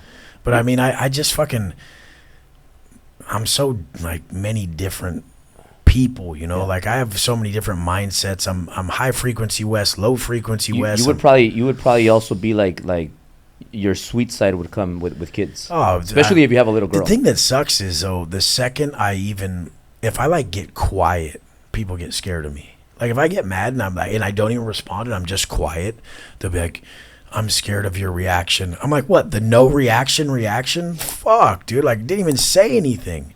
But when you've done mad prison time, you told them stories about fucking, like, literally fucking killing people. Yeah. Then they're gonna be scared if you get all quiet. Then they've seen too many fucking movies, you know. Like I haven't done anything wrong. I fucking said one time I told my chick, I said, yeah, keep talking to me like that, you know, like we are like arguing a bit, and I wasn't even coming out of character. And I said, you know what, the old me. I'm like, you made me better. And this is a huge compliment. I said, the old me, if you'd have talked to me like that, I would have told you, hey, I'm going to come kick your fucking teeth in, you know, you fucking stupid bitch. I swear to God. And I'm like, the old me would have said that. Like, I would have said it out of rage. You know, I've never hurt a woman, but I would said it all pissed, you fucking stupid bitch. I swear to God. And I told her, I don't even think that way anymore. You made me better. And then someone overheard it, me saying it like that, and was like, oh, I'm scared of him. And I'm like, oh, you piece of shit. You didn't even hear the fucking context. So, like, people like me, people want to vilify. And good, go ahead. That's why I'm rich. You can't. Fuck you. You know, I still make my own lane. And that's why all you motherfuckers have to get rich and get money. And so, because people are going to try to hold you down for something you aren't just because they're fucking playing games. Yeah. So, I'll give you a tip for when you have kids. My 6-year-old, her name is Italia. I saw the podcast the other day. It was cool as fuck. Where she's an entrepreneur and she was telling people to go to work with her dad. That was cool. So she's named after the 458 Italia. That was my dream car before. That's dope. And then the next one, Berlin. She's 3, and her name is Berlin after the Berlinetta. And then the new one, she has the kind of like the cheapest name because her name is Cali after the California. Oh, that's dope. So like Ferraris. We ran out of names, so we had to go with the California. So her name's Cali. So I don't know. Maybe when you have kids, you'll think, because we were gonna name our boy Enzo. I'll be dope. Yeah, but yeah, man, they're the best thing, and that's when my life changed. Like that's when I got more serious with business and with my wife. I can even do that just watching someone like you, and like even just envisioning, like my kids on the jet with me, or they love the jets. See, because like my chick now, she has a 10-year-old daughter. And, like, I pull up in a different RollsRoyce every time they come down. She's like, did you get another one? Like, it's like, I don't know. They're cool as fuck, though. I'm like, what car do you want? She's like, a Bugatti, you know? I'm like, you're fucking dope, you know? Hell yeah. It's like my little homie, you know? But, like, I don't hide it, bro. Yeah. Like, I'm gonna fucking work. Yeah. Like, I'm not gonna spend that much time. Like, I don't think guys should like spend that much time with the family. I think the daughter, the son, and the kids, they should be like, Dad's out fucking changing the world. Dad's grinding. Yeah. Dad don't just fucking sit here. Yeah. Like that's what we do. We have a lot of nannies, housekeepers. So because I rather our I want them to know you're out grinding. Exactly. Like, that you got to go get it in life. Don't give them this false thing that, like, cause like so many women want a successful man who like is so available. That's not the reality. That's not reality. How the fuck are we gonna bring all this to the table and have so much free time? Yeah. Like, it's just not real. Especially if you keep having kids. You want the new one to also see the hardworking dad 100%. because then when you make so much money, you slow down, and then the little one's gonna see a more weak dad or lazy dad than the first one. 100%. Yeah, I always said that I would have my program that I sell is personal development. It's basically like I have people do what I do. The program that saved my life, I sold and made millions off of, and that was getting up early, reading and reflecting, staying with a lot of positive, like reading materials and quotes and everything in the forefront of my mind. Yeah. The training each day, the proper macronutrients to stay lean and fit and healthy and confident. Yeah. And this is like my program that I've constructed that I sell to people. I sell that program and I get them in shape, and then I teach them to sell it to other people. So then I teach them to get in shape, and then I teach them to become millionaires. So I've got people who've came to me like literally like a trucker who's like out of shape, drunk, like about to get a divorce, and I get him ripped, get him in the best shape he's ever been in. I get him to quit drinking. He's better as a man now. And then he's like, hey, can you teach me how to do what you do? I'm like, of course. And now he's got all these good characteristics, and now I teach him how to make $200,000 a month. Yeah. And now he's fucking winning. Like I gave him exactly what I learned. Yeah. And I mean, the best thing I could do for families, for the world, and like is to teach men to be better men. That were like, the dude's a gangster, you know. He's fucking slung back, essay from LA. And most of my guys are like that. Yeah. They're like, teach me to be better. Let's get deep into your program. So when you get out of prison 5 years ago, you have how much money, and when did you start making $2 million a month? So look at I got out with $200. When you get out of prison, it's called gate money, and CDC, California Department of Corrections, gives you a check for $200. Is that for everybody? Everybody gets 200. And so I go to my grandma's house, and I got $200. I buy a pair of Chucks and a gym membership, and I said, I'm gonna fucking do this shit. I was already posting in prison in black and white. So I posted in prison in black and white from 2014 till the day I got out. The day I got out, I put up a color pic. I said, I'm out. What's up? Watch this. And they're like, watch what? I'm like, watch. And then, so I'm just at my grandma's house grinding. I'm posting. I'm putting up everything that's working for me. I'm speaking on camera, sharing my mindset and everything I do. And then they're like, you need to get a job. Like, what the fuck? I'm living in the same room as my parents at 35. So I'm living in the same room as my parents at 35. And they're, you know, I'm on a twin bed. They're on a queen bed. We're in the same fucking room. Like, that's degrading as fuck. I'm 35 and I live with my fucking parents in the same fucking room. But I don't give a fuck. I'm going to make this work.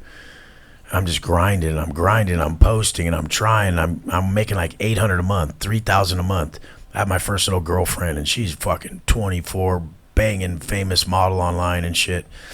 And she's paying for everything for me. I feel like a fucking bum, you know. But I was in good shape. She probably liked that I was in prison. Some chicks like some prison bum, like type shit. And she's like, you're not making enough money. She left me. And then she told me one good gem. She said, if you don't speak on camera, you're not gonna make any fucking money online. Wow. And I'm like, I'd rather make no money than speak on camera. Fuck it. I don't want to. And then why not? I just was insecure. I had a big ego. I didn't think I think people who don't speak on camera have a big fucking ego. Did you still have hair when you came out? Yeah, I had fucking like the old fucking convict slick back fucking fade shit. I saw those videos. Yeah, I was in it. So then look at the I go on a YouTube channel to tell my story, and it just goes viral. And it was Big Herc. It was a prison channel. And this shit goes viral as fuck. Overnight, I go from making $800 a month to like 15,000. And I'm selling like one program 1 month for $250. And I'm selling so many of them a day that once I changed my pricing strategy, my business model, and all my shit, just that amount of signups a day turned into $150,000 a month. So I went from 15 to 30 to 60 to 90 to like 150. And I'm sitting at my parents' house making like $150,000 a month. I'm not telling anybody. I'm like, fuck no. I'm still walking to the gym, borrowing my mom's truck, fucking doing whatever I can, eating canned chicken, just grinding for like 5 months. Didn't even buy my first car till I had like 480 grand. In the bank? Yeah, just in the bank, just fucking cash. And one day my grandma came up to me and she's like talking about Donald Trump all up in my fucking ear. Like, I hate this guy. I love Donald Trump. But she's sitting there like talking shit about Trump. And I'm like, Grandma, just chill. I don't give a fuck. Like, whatever. That's your shit. And then she goes on to her credit card, her Home Depot card, and she's like fucking tripping on about her Home Depot card. And I said, give me that shit. And then she hands it to me, and I just call it in. I put my card number in, and I paid it off. It was like 12 grand. But to her, that was a shitload. And she was like, what just happened? I'm like, I just paid your card off. And she's like, what? Like, you have money? Like, I thought you couldn't even afford to do anything. I'm like, I've been making 150 grand a month for like the last 6 months. I'm fucking out, you know? Then I moved out to a little studio. That was where I did like the first interview with Bedros. That shit went viral. Everything I've ever done after that went like viral. Like, I get the most views on every fucking podcast I go on. And it's because, bro, like, I fucking lived it before I changed before I ever even got on camera. You speak from the heart and you don't have any filters. I fucking love everybody, bro. I want them to not go through what I went through. Like, fuck, bro. Like, I want them to know their kids are their source of strength. Like, I want them to know they have what I don't have. I want them to know that I fought for years to be in their position, free, with children, like someone who loves them right there. And I don't know if I'll ever have that, but I want them to know they have that. Yeah. And it's just the realest shit to me. Life's really real to me. Like, I don't go a moment without feeling like so deeply about what I've been through, what I was able to do. Like, I'll walk down to feed my koi fish this morning. I have 5 million in fucking koi fish in my fucking lake. I go down to feed them and shit, and I'm just cruising, and I'm like, man, this is crazy, you know? Like, I'm just mobbing around this shit. I'm like, I don't give a fuck, dude. I don't give a fuck if I win, if I lose, if I fucking whatever. As long as every day I get up and I don't break character, I'm fine. Yeah. And it's been like that the whole time. Like, if everyone focused on just their character every day and the man they were creating and a level of self-mastery instead of the result, then they would achieve every result. But they're only focused on the result and not the man that can achieve anything. I'm focused on the man that can pull it off. Yeah. And that's the only thing I trip on. So I remove everything that's in my way and I strengthen everything that would make me accomplish the goal better, you know? Yeah. So 100% of your income is all that you coaching people? Oh, yeah, That's yeah. how you make all your money? Yeah. How long did it take you to make $1 million a month? Okay, so yeah, I made a membership area that has 15,000 people at $47 a month. So that does about $700,000 a month, just that alone. And it's my low ticket area. I have a mid ticket area that does like I have like 3,000 people in it. Then I have hundreds and hundreds of people in my elite area. So I have like 3 tiers of my program. Just off recurring alone, I make about $1 million a month though. The 700 off the 15,000 members at $47, I make like $700,000 off that. Then recurring on my $299 and $750, $1,299, $2,000 mid-level program, I make like another, $200 to $300 to $400,000 off that, depending on the month. And then sales-wise, every month I do close to $1 million. And you said you do all the sales yourself? All of them through text message on my own shit myself. Why don't you get a team that helps you sell them? Just don't. I like being the person they talk to. They're like, they're like, is this really you? I said, bitch, this is really me, you stupid motherfucker. Quit wasting time. It's real brand congruent for them to say, is this really you? And me be like, shut the fuck up. Like, I'll literally be like, fuck you. Yeah. I'll be pissed. I'll be like, dude, I told you guys on every podcast, I answer the shit. You're texting me.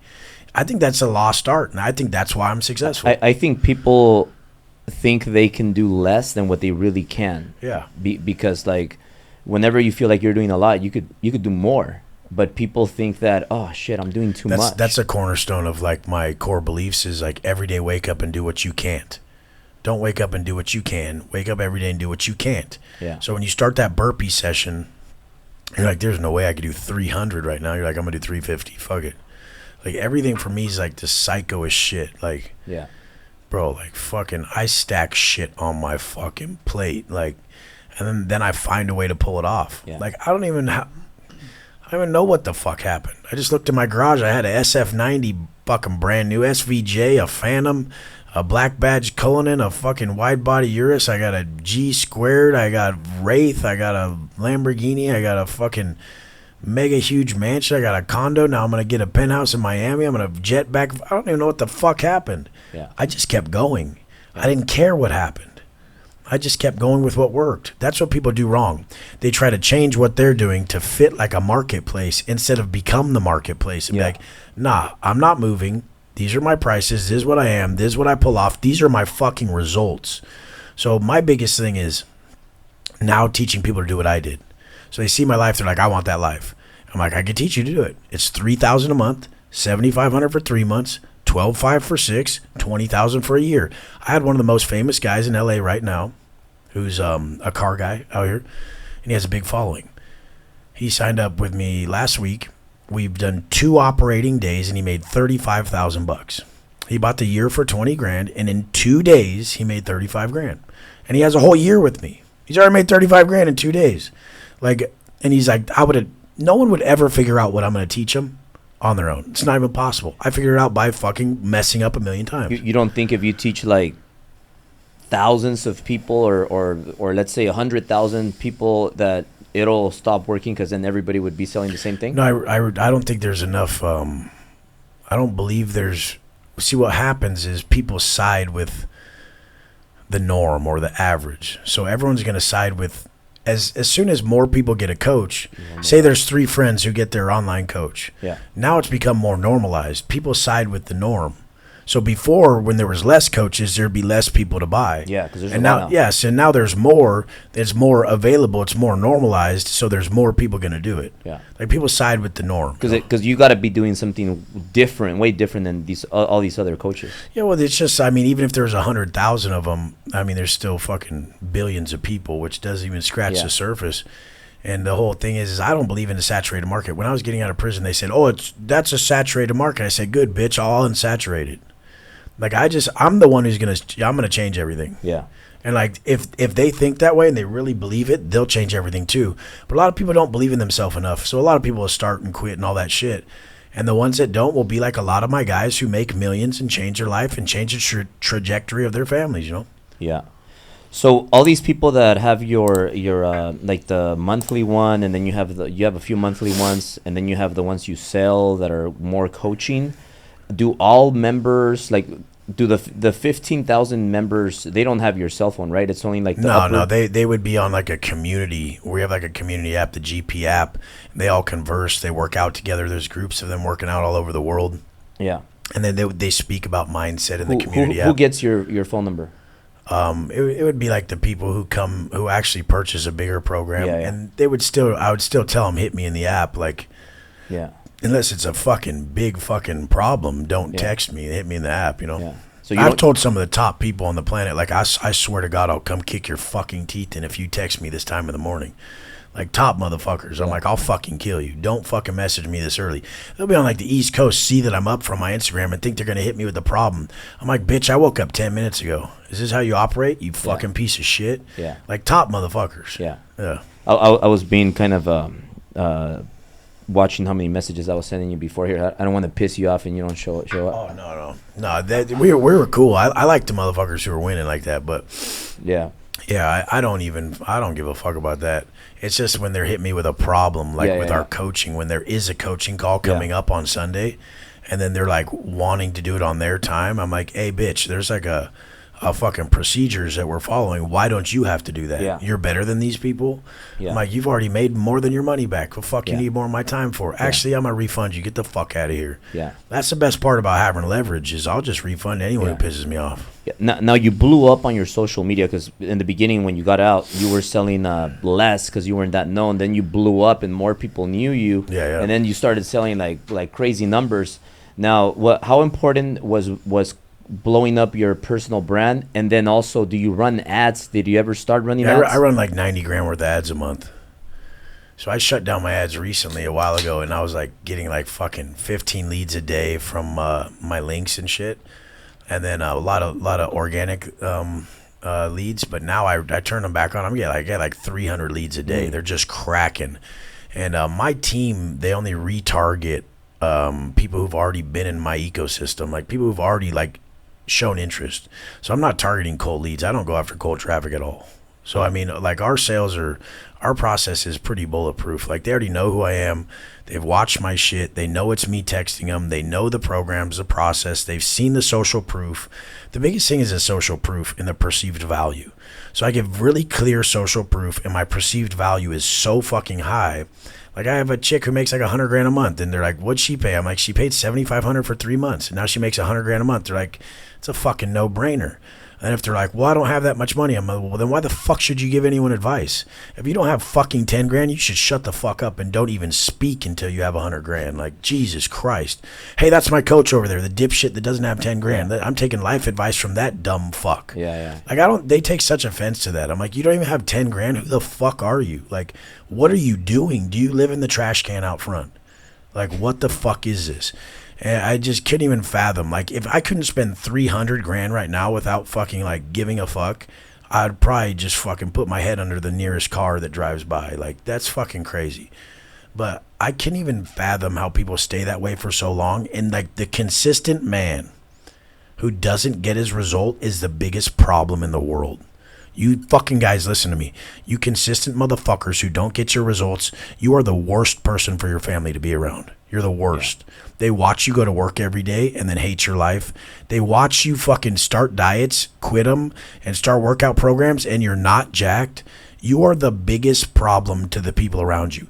They're sitting there like, this guy's putting in all this effort and sacrificing, and he gets nowhere. Yeah. You're going to make them not put in work and not sacrifice. Yeah. Your daughter on that podcast is like, I go to work with dad. I learn how to do shit. Yeah. My dad's a boss. We roll RollsRoyces and shit and Ferraris and shit.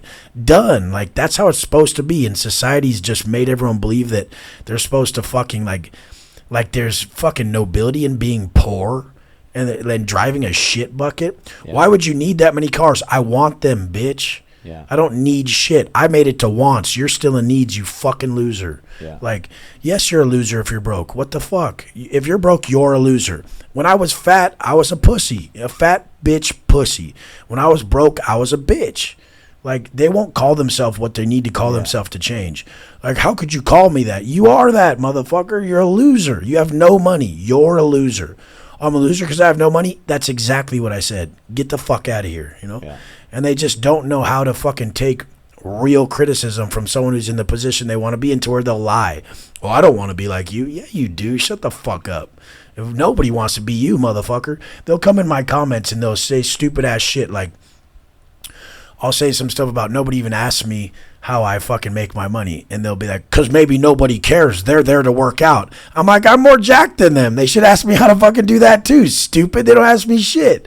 And it's like, because they're pussies. My whole point is they don't ask people shit because they're stupid and they're pussies and they have a huge ego. Yeah. And they don't want to fucking like ask people answers. People with big ass egos, they stay broke and they stay losing because they won't ask someone the solution. Yeah. When you have somebody and they ask you questions, do you think that's an important process of people ask? Because a lot of people stay quiet, like you were saying, because of their ego. When people ask you questions, how do you? What's the difference between those that keep asking the same stupid questions? Oh, man. And the ones that ask you a question and then go execute? I tell motherfuckers, if they ask me like technology questions or hypotheticals before they go do it, I'm like, hey, stupid fuck. And they're like, what? I'm like, this is what you're doing right now. You're still in the Apple store and your phone is in the box and you're asking the person behind the desk how the phone works. Wouldn't they tell you to go fucking use it, dumbass? Oh, I guess I'm doing that. Like, when I download the app, am I going to do this? Shut the fuck up and go do it. Shut up. Go do it. Stop doing that. Everyone's like this. It's this pyramid called Bloom's taxonomy, where people have to know and then understand before they act. So you have to understand that about people. They have to know and they have to understand and then they'll act. I can get them into action quicker by giving them like the gems and like the fucking quotes and shit like that, because they'll understand and they'll know real quickly off like one sentence. But most people, they just take so long to move that's why showing people shit on social media is so much better. It's like, I've shown you enough, motherfucker. Like, I'm not going to answer your questions. Even if they come in, they're like trying to have me sell them. I'm like, oh, you got me fucked up. Like, I'm not the guy who's going to sell you. Like, you can get the fuck up on out of here. Like, actually, I pass. Fuck you. And they're just all, whoa, like, you look at your anger problems. Good. Get out of here. You were asking me for my help. Fuck you. Late. Yeah. And I love it. I love being able to completely be myself. And I think that's what everybody on here should be more of. Which is, dude, fucking just speak your shit. You know how many cancers and you know how many problems and you know how many diseases come from you holding all that shit in? Like, everybody's so fucking fraudulent that they're just fucking killing themselves. You know? You think you have to be ripped and work out or work out hard and be decent in shape to crush it in business, or no, people could crush it in business not being in shape, or vice versa, because there's fat people and there's like people that do cocaine and are billionaires. So what's the difference in your opinion? I think to love yourself and love your life, you have to live in a conscience congruent manner. So, I mean, what they say is the conscience is the authentic voice of God. Could you be successful if you were fat and you didn't work out? Yeah, I mean, I'm smart as fuck. Like, I was smart. Like, when I went to middle school or high school, they had, like, the standardized testing. And, like, I smoked a blunt. I was, like, not in the best shape. And I get out of my Escalade. I fucking put my gun under the fucking shit. And I'm, like, a fucking thing. I'm, like, some super fucking drug dealer kid. And I'm going into the school, and I fucking coughed up like a huge fucking loogie onto my shirt, like a blunt one. Like, I rolled up a Swisher, and I was smoking a Kush Swisher, and I coughed that shit on my shirt. I'm like, motherfucker, dude. And I'm like, God damn, I got this shit on my shirt. My homie's like, and we're all stoned as fuck. My homie's like, why do you care? Like, just go change your shirt. I'm like, we're going to this pep rally, and I, like, won the fucking award. He's like, yeah, right. I'm like, yeah, dude. Like, I got, like, the perfect score on the test, you know. He's like, no, you didn't. And I go up there, and it's like an Asian kid, an Indian kid, and like Wes Watson, and like these are like the smartest motherfuckers. Like, they're like Cubert ass motherfuckers.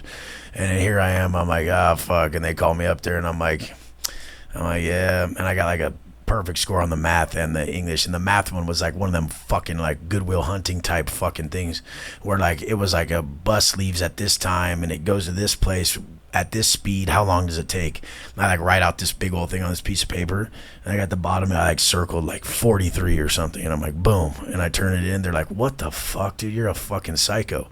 I've always been really smart. Like, I've always been like, and so I had to develop the other side of me.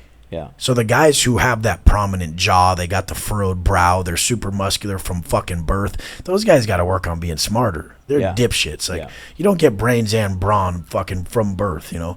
You see those motherfuckers, they're way too manly. You're like, you're a dumbass motherfucker. Like, they're just dumb as dirt. Yeah. But we all have our gifts from birth, and we have to fucking we have to exercise the other side of it. And most people who would, you know, be successful in business and all these things, it's not a successful life if that's all you have. Yeah.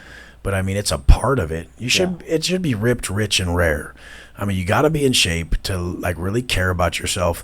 The only true depiction of self-love is self-investment. You don't love yourself if you destroy yourself with drugs. There's no way. You can't. So you're trying to tell me that you love yourself, but you're choosing to disrespect yourself and your body and yourself with drugs and shit. No, I didn't love myself when I did them, so you can't lie to me. Yeah. And I mean, so that's the ripped part, being in shape. You don't have to be in crazy shape, but you have to be honest about where you're at, and everything's like in escalation. So it starts off as this, and it turns into this, and over time, what would be your normal average, it becomes, you know, homeostasis level of how much body fat you stay at becomes normal. You know, you normalize different levels. Yeah. Like I said in my stuff the other day, I said, I've normalized this new place. Like the new place I got, like was like, whoa, dude, this fucking crazy ass place. And now I've normalized it, and I'm already going to get another spot. Like I do that. Like you're supposed to take a big thing, make it as part of your life, normalize it, move on to the next thing, to where you become so multifaceted, so diverse that you're able to operate from so many variables that you're just such a fucking complex individual, you know? You always want more. Do you always achieve a goal and you want a bit better goal? Oh, yeah. Like, dude, are you ever going to be satisfied? No, there's no point. Like, I'm happily dissatisfied. I have to just be better than everyone. And, like, that's the traits of a hyper successful person. Like, you think you're better than everyone else. You're never satisfied. And you have impulse control. So I have massive impulse control. I am probably the least satisfied person on the planet. And then I really think I'm better than everybody. I don't give a fuck. And I want you to. I fucking know you think you're better than everyone. Good, I love it. Like, you should. You fucking should.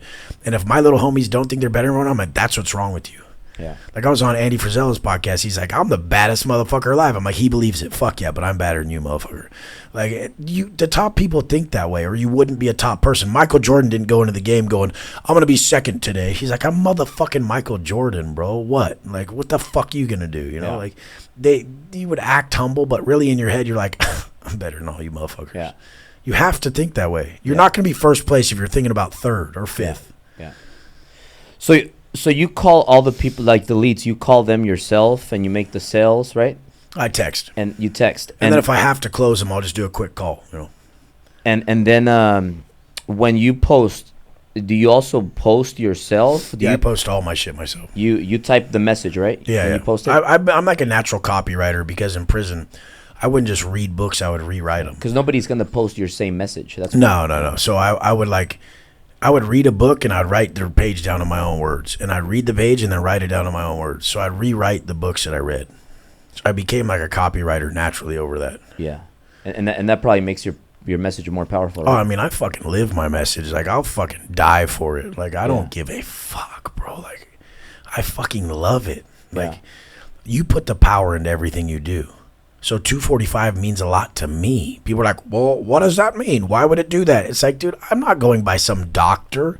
I woke up at that time for 16 fucking years, so I made it significant, motherfucker. I don't give a fuck what you're going to tell me. And no alarm, you said. No, it's called validation of self, you know? Like, nobody validates himself anymore. They're like, this ugly-ass dipshit doctor who's got tits told me not to wake up that early. These motherfuckers kept tagging me in some shit. They're like, oh, this guy says it's bad for you. I'm like, go to that guy's page. That's the last fucking motherfucker I want to be like. So I'm like, what is that dude? Not ripped and not rich? I don't want to be like him. Oh, if he said to get up at 5, I'm going to go ahead and get up at 2:43 then, motherfucker. Shut up. Yeah. Like, I can't listen to people I don't want to be like. Do you ever wake up like a little after that, or is it always before? Nah, I just always get up right then. Right then? Yeah. Always. Yeah. I woke up at like 1 o'clock this morning. Like, is it time? I'm fucking weird, bro. I'm like, I was ready to go at like 1:15 this morning. Yeah. When you don't eat that much food, like I don't, you don't need that much sleep. How many calories do you eat? I probably eat like 400 grams of protein a day and low fat and no carbs. Do you know how many calories total in a day, or you don't count the calories? About like 1,800, 1,900 Oh, really? at 245. I weigh 245 right now. I eat like 1,900 calories. Is it the carbs that keeps your weight? I don't eat carbs. I only carb up before like arm day. So you keep the weight with 1,800 calories? Yeah, I've just been muscular. So the protein is what does it. I've just been this size for so fucking long. Yeah. You know? Like I've had muscle for so long with so little food that, like in prison, fools ain't eating and they're jacked. Like yeah, because I noticed that in prison you were still big. I was still swole in prison. Yeah. There was times I was 250 in prison with 21-inch arms, 22-inch arms. You know. It was just because I'm never not pumping them. Your body's not going to tear your muscle. But don't you have to lift heavy weights to keep the size? We would make bags and shit and use body weight, but your body's not going to eat muscle tissue that you're using. Yeah. Like people like get smaller because they haven't trained their body to say, no, don't eat that. Like your body turns carnivorous on the muscle tissue when you're not using it and you're not feeding it. Like I'm feeding enough protein and then I'm fucking using it. So my body's not going to turn carnivorous on that. Is it? Do you take protein shakes? Yeah, I have like 3 shakes a day probably. 3 shakes a day? And then how many meals? About the rest in meals. So I'll do like 3 50-gram shakes and then the rest like 50 to 75-gram meals. I'll eat like a pound of ground bison at a time or like ground beef, and I don't really eat vegetables or anything. People shouldn't eat how I eat. Like you probably shouldn't. Yeah. Like Why it'd no probably vegetable? fuck up most people. Why do they say vegetables are healthy though? You don't. Oh, I just don't even give a fuck about them. I'm just about like staying looking good and fucking dude. I'm healthy just because I'm so fucking stubborn, dude. But 1,800 calories is hard to stay at. Yeah, I just like fighting. Like I like fighting through my day. I like withholding. Like I'll be so pumped off eating that little, but it also comes down to like bioavailability. If your body's craving something and really needs it, and then you give it to it, it'll utilize it correctly. It's like a fucking person. But I mean, if you're overfeeding, then your body's just wasting shit, and it's not really utilizing it correctly because there's an abundance of it. It's like anything. If there's an abundance, you're not going to really use it at the highest degree, and your body, when you do withhold food and shit, then the bioavailability will be higher and you'll utilize it more. That's why when you carb up after having no carbs, it's like boom, like it's fucking crazy. But I really I'll go through phases of eating like one meal I like every night for like 6 months at a time, and that'll be like fucking I'll eat everything like at that last meal. Yeah, that makes sense. And then on the social media, how many platforms are you in, and how many posts do you do a day? So I do YouTube. Ever since I started my YouTube channel, I have like almost 500,000 subs. I got like 80 million views or something. I've posted on Monday, Wednesday, and Friday since I started in 19 or 20 or something. I've never missed a post. So Monday, Wednesday, Friday, 8 a.m. And then I post on Saturday now, which is like a lifestyle video. That's not really, I'm not held to that. I'm only held to my Monday, Wednesday, Friday upload on YouTube. And then I post on Instagram everything I do all day. So when I wake up, I always post at 2:45. I always post my workout. I post what made me successful. Yeah. So I'm not going to give anyone an out by me but today on Sunday, like, no, I'm going to do it every fucking day. I'm never going to miss, so you don't have a fucking excuse. Like, in all reality, as a leader, your weakness is their way out. So, like, I won't give people the way out. Well, I drink sometimes. Then they're going to drink way more, like, and they're going to fuck up from it. Yeah. Like, or I take off Sundays. They're going to take off Saturday and Sunday then. So I just say my weakness is their way out. If I slip, they fall, and I ain't going to fucking take a way out. Fuck it. I'll just do it all. I'll do more. I'll do more than I ask you. Fuck it. So I want to go through your typical schedule Monday through Sunday, but you mentioned before that, you said Sundays you have brunches in your mansion. Yeah. And then you have your jet where you fly people. How do you I know how you do it, but I mean, when people fly private, they usually have the mimosas. They have I bring like a protein shake and also brunches. People, especially in the mansion with all the cars. I'm sure people are drinking at your pad, right? No, they don't drink. Nobody drinks there. None of my people drink. No. Is that you don't let people drink in your house? They could if they wanted to, Yeah. but they better be hot Latinas. No, I'm just That would be good for you. Yeah, but no, I don't. None of my people drink. I really keep it real. I don't have parties. I don't have like a lot of people over. It's really like my mentees and the people I work with. So and your brunches are like masterminds? Yeah, it's like a mastermind of us talking about business and us just, hey, look at this nice ass shit we can do because we're successful and we chose to be successful. And really, like, we eat like egg whites and maybe a little bit of pineapple or something. Sometimes my little homie be eating all them Danishes. He'd just be tearing up the whole thing. But, like, sometimes I be eating that shit too. My assistant, one time, she cut a muffin into quarters. And she swore she was going to just eat the 1 quarter. And we came back, and there was 2 quarters gone. Then we came back, there was 3. Yeah. Then we came back, the whole muffin was gone. I'm like, how do you feel about that? Like, let's go over this. Like, what's going on inside of you right now? No, but we really, like, we hold each other to a high level. Imagine if, like, you were made fun of for making $100,000 a month. You're like, you fucking bum. Are you okay? Do you need a goddamn loan? Or if you come up with that 2-tone rollie on, and we're like, is everything okay at home? You couldn't get the gold one? Jesus Christ, bro. Are you good? Like, I got you. We can go get it. Like, this is bullshit. You're making us look bad. But imagine if that was the level. Like, I was saying on the way here, if I made $500,000 a month, I would fucking probably just not make it. I would just be done with myself. Yeah. And I looked over. I'm like, started to talk. I'm like, what if you made 200? Holy shit! And I look over at my homie. He makes like 130. But he's like 25, and he's like, are you talking about me, dude? And I was like, yeah, fuck whatever. Yeah. But it's fucking awesome. Imagine if you're around people that held you to that. And you have been. You've had mentors like that. And we're just holding each other to such a fucking high level.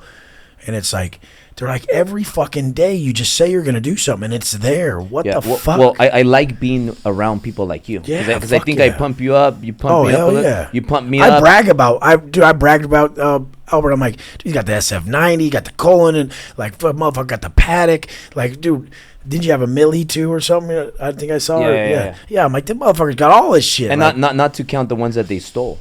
Yeah, dude, but I'm just saying, like, I like that shit. I pump my boys up. I'm proud of them. How important is it to be around that circle? And you have to be, because look, when you're as rare as us, it's even rarer the people that share your perspective. And when you're as successful as us, the fewer people you can share it with.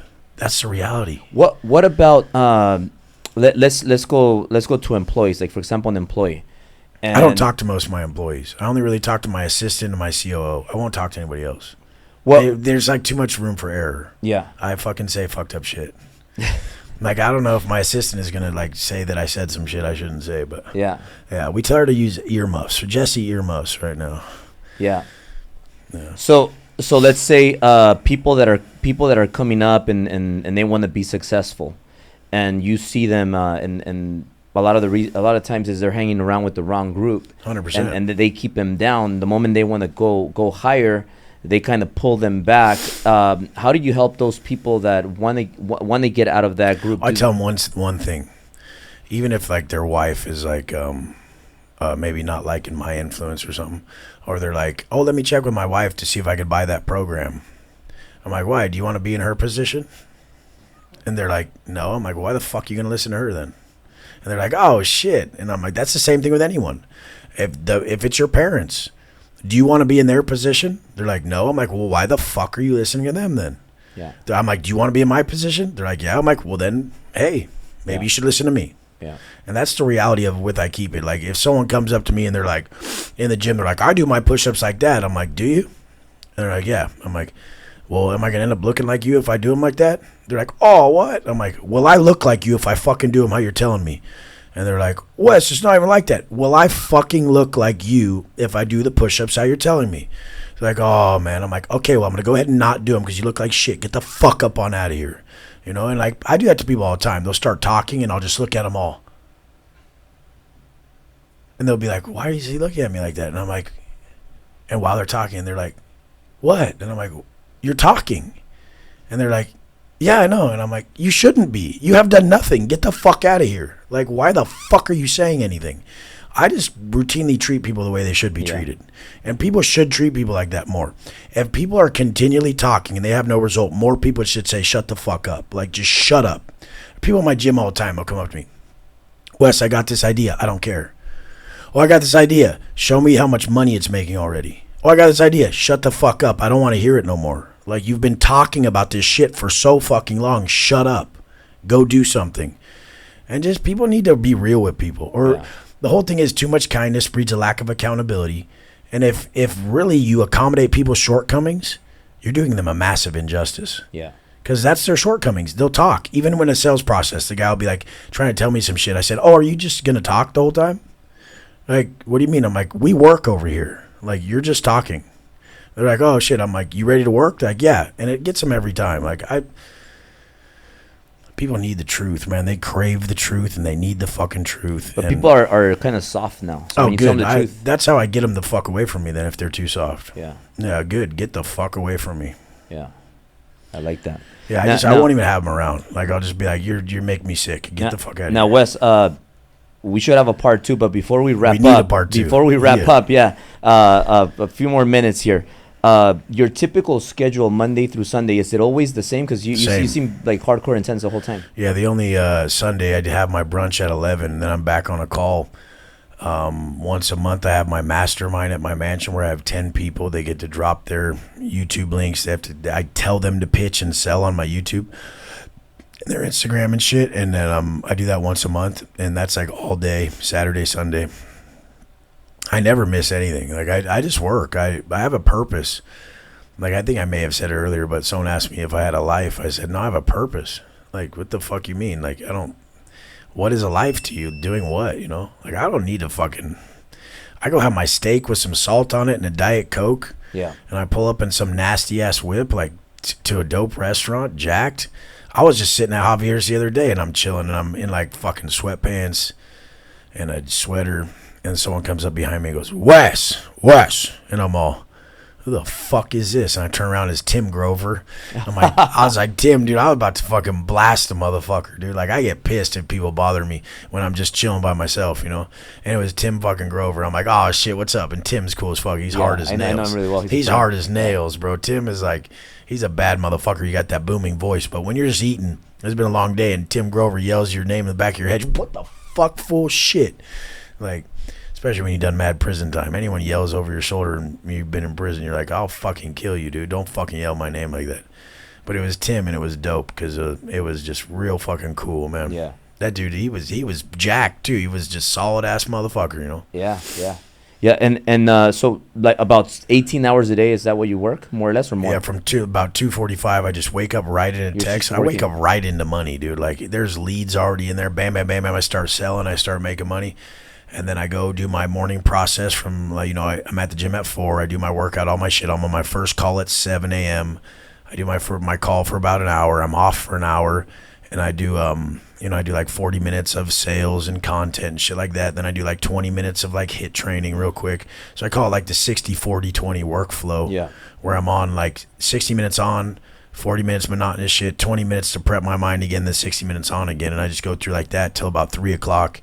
3 o'clock, I go eat with the old people, and I'm like fucking the youngest old motherfucker at these restaurants, and I just eat about 3. I'm back home about like 5.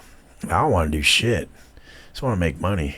Like, people are like, want to have fun. I'm like, what's so fun about that? I want to make fucking money. I want stuff. And then when you get home, you keep working a little bit. Oh, I work till like I fall asleep. Yeah. So I'm usually writing posts. And you work up most of the time from the phone? Yeah, on the phone. And I'm always writing posts. Laptop or no laptop? Nah, that's just phone. Yeah.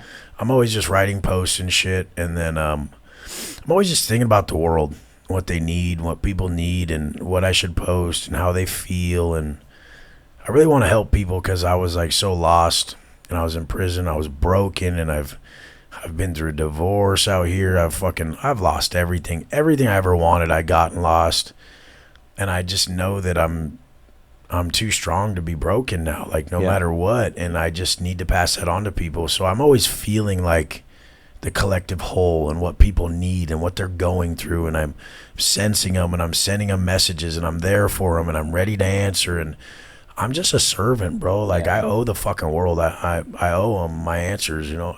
People who don't willingly give all their tips and success and like are open for coaching and to help people and mentor people. That's crazy to me. Like I don't get how you could have so many answers and hold them in, you know. How do you feel really quick? Because it just came into my mind when people have those mocktails or they have those beers that don't have any alcohol because they want to feel like they're drinking, but they just want to trick their mind. I just never was like a follower, so I would see that as being like a follower. Like they just like have to fit in with something like that. Like if I desire something so bad, then to say no to it is what I really want.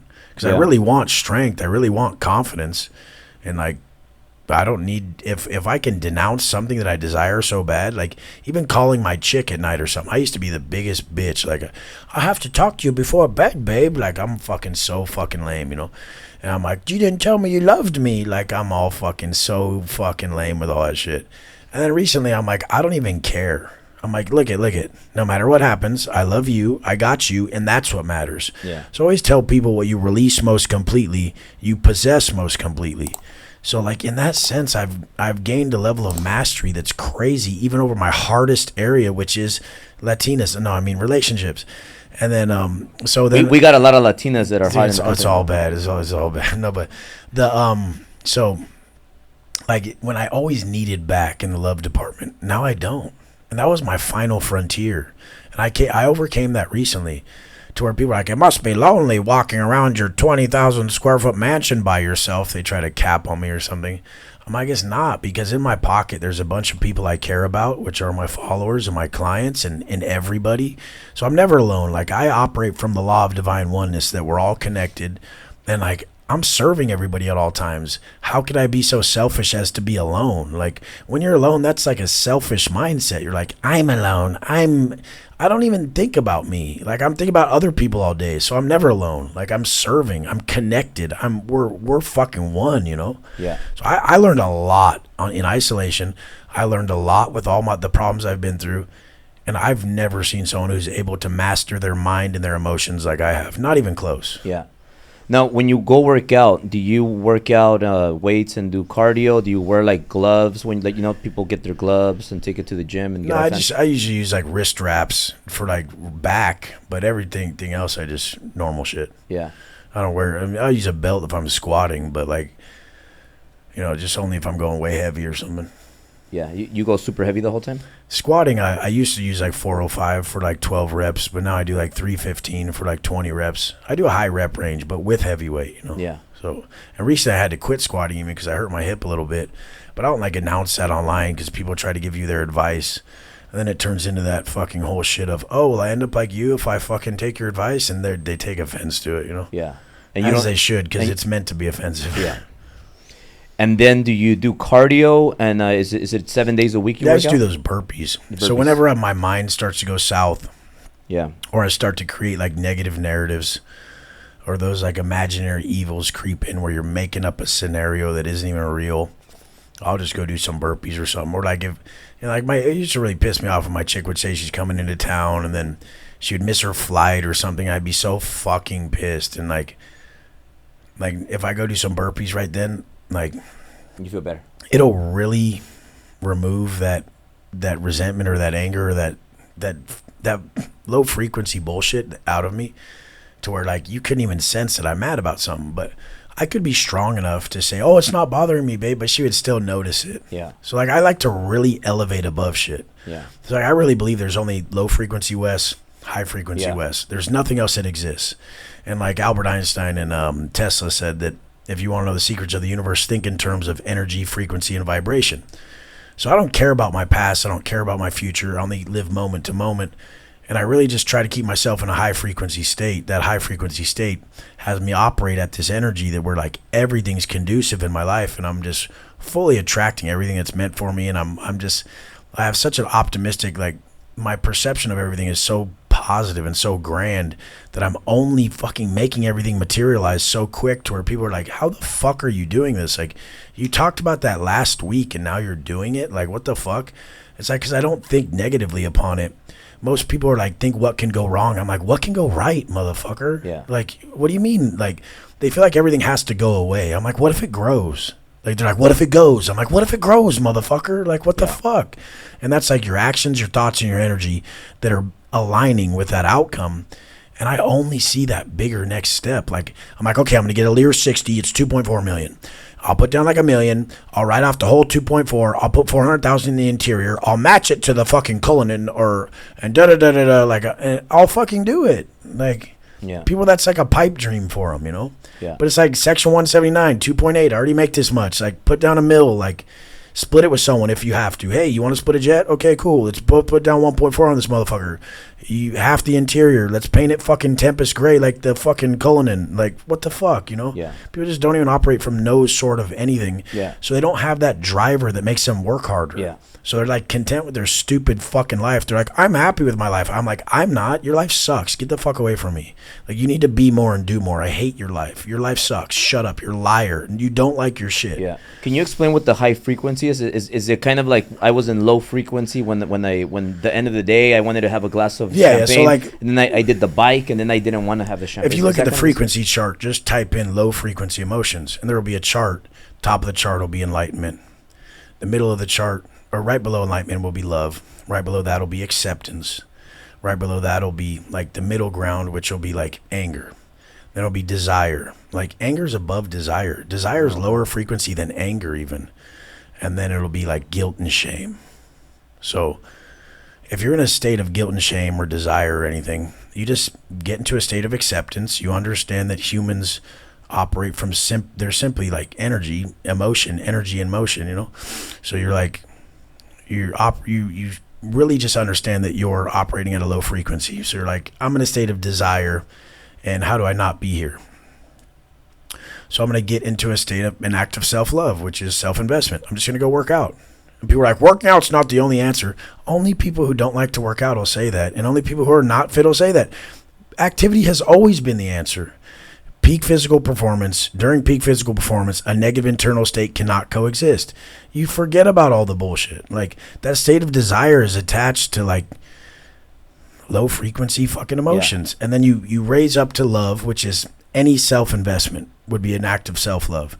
And then once you like are in that for a while, you can elevate to being in an enlightened state, in a grateful state, by then doing it for like the masses or other people. You like see the bigger point of why you're doing it, like your kids or your chick or like your friends or your followers or whatever, you know. When you wake up at 2:45 a.m., do you have like a 15-minute routine where you drink water? Do you drink a pre-workout? Do you have? Yeah, I go have coffee. I have a protein shake. I mix my pre-workout up, and I sit there, and depending on the weather, I'm tripping on what car I'm going to drive or how many potholes there are. A lot of stress. Yeah, I'm really stressed out about driving the SVJ or the SF90, or if the potholes are real bad, I might have to drive the G squared. Yeah, that happens here. Yeah, I'm get fucking angry about it sometimes. I'm like, I want to drive the SVJ, but these fucking potholes. Yeah. Oh my God. Cullinan is pretty good for that. I got 26s on mine, so it's still. I popped a tire in my other Cullinan. I was getting off the freeway and I was filming a video, and I fucking fully just blew the tire out. And everyone watched it online, and I said, fuck it, I'm going to buy a new one. I just parked it on the side of the road, and I got a new one the next day. They're like, you got a flat tire, so you bought a new RollsRoyce? I said, yeah. And they're like, why? I'm like, because I can. It was a $600,000 flat tire. Fuck you, you know. Sold my other one for like, I think I sold it for like $300 or $350. I don't know. It was still dope, you know. It was still fucking. My cars don't even have 10,000 miles on it. If it has 10,000 miles on it, it's getting traded in. It's a bucket, you know. Yeah. It's done. Like, what if you set standards like that for yourself? People are like, what if you go broke? I'm like, I set a standard that I have to make 30,000 a day, like cash. Like, that's not. It's not possible when you set certain standards for yourself to fail.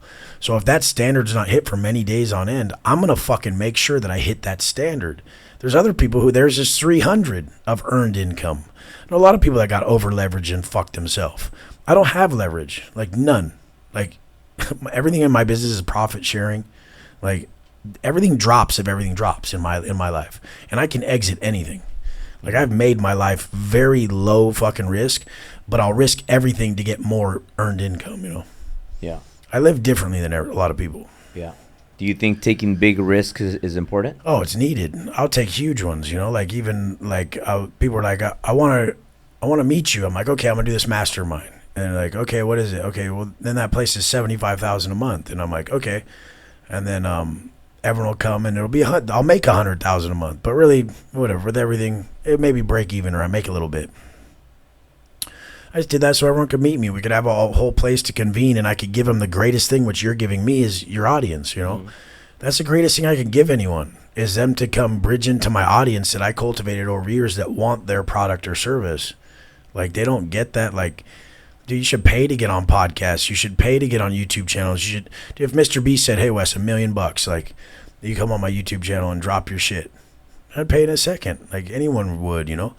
And it's like, people just don't get that. They think they're going to do it some other way. It's the best. It's not the best product or service. It's the best known. Yeah, so, I mean, exactly, we're all just really just advertising. We're all marketers, you know? Well, that's why McDonald's still continues to advertise. 100%. So do you think you got to pay up if you want to scale at a large number, like whether you're a loan officer, you're a real estate agent, insurance agent, if you want to make more money, you got to get more known?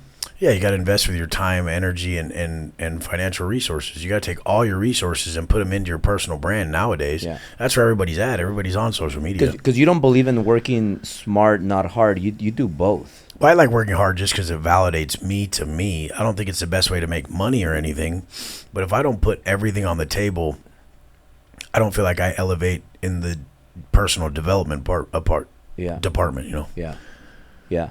Well, awesome, Wes. Well, to close out, anything that or one thing that you want to share that nobody has that nobody knows, that you never shared it before anywhere else? Shit, I don't know.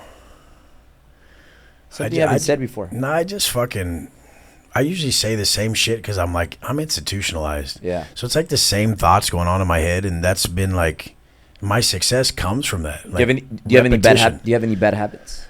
Probably just eating too many carbs when I shouldn't. Like I'll go so many days and I'll just overeat like on one day. But what's the most you've ate recently in one day? Fuck. It hasn't been for a while. I don't remember the last time. But like 5,000 calories? Probably like a whole thing of ice cream or like cereal or something. Like, I just don't even. I'm so fucking boring.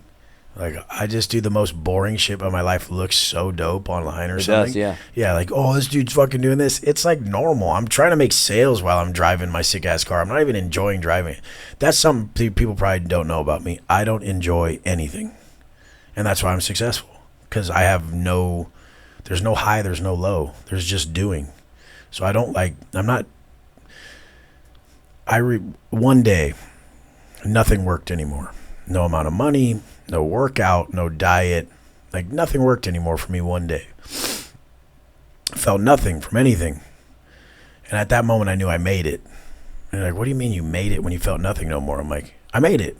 Like, am I supposed to die now? What's supposed to happen? I'm like, I made it. They're like, what do you mean? I'm like, I don't feel anything from any result I'm getting, but I'll still do it. So I'll still live as this man that I know will give everyone a better life. And I'll still make these sacrifices and live this way for the world, for everyone to know this is the way to live. This will work for you. It's hard, but it'll work. And I don't feel anything from the results I get from it. I get nothing. No praise, no money, nothing makes me feel better. But I'll still fucking do it. And that's when I knew I won. That's when I knew I was at such a high level that no reward, no downside, like nothing would sway me from living in this correct alignment of what I know will help everyone. Yeah. Just that, to me, it was like goodness is uneventful. It doesn't flash, it glows. So I just glow. There's no flash. It's not awesome. It's not this. It's not that. Like, just do it. Well, brother, it's been a pleasure. Thank you so much for this moment. So good. And where can people follow you? WesWatson.com to sign up for coaching. GP Penitentiary Life YouTube channel, and that's my YouTube. And then Watson_fit. Don't buy Bitcoin off the fakes. I have bought a check mark now, so I'm famous. It cost me $15. I worked for years to get that opportunity to pay that $15 to get that blue check mark, and man, I feel so great. I'm famous now. No, but really, my page was going up and down. My page would get taken down every 20 minutes from like people trying to fuck with my page before, so I had to buy the check mark. I bought it for $15. Thank you, Mark Zuckerberg. I'm out. Thank you. Yeah.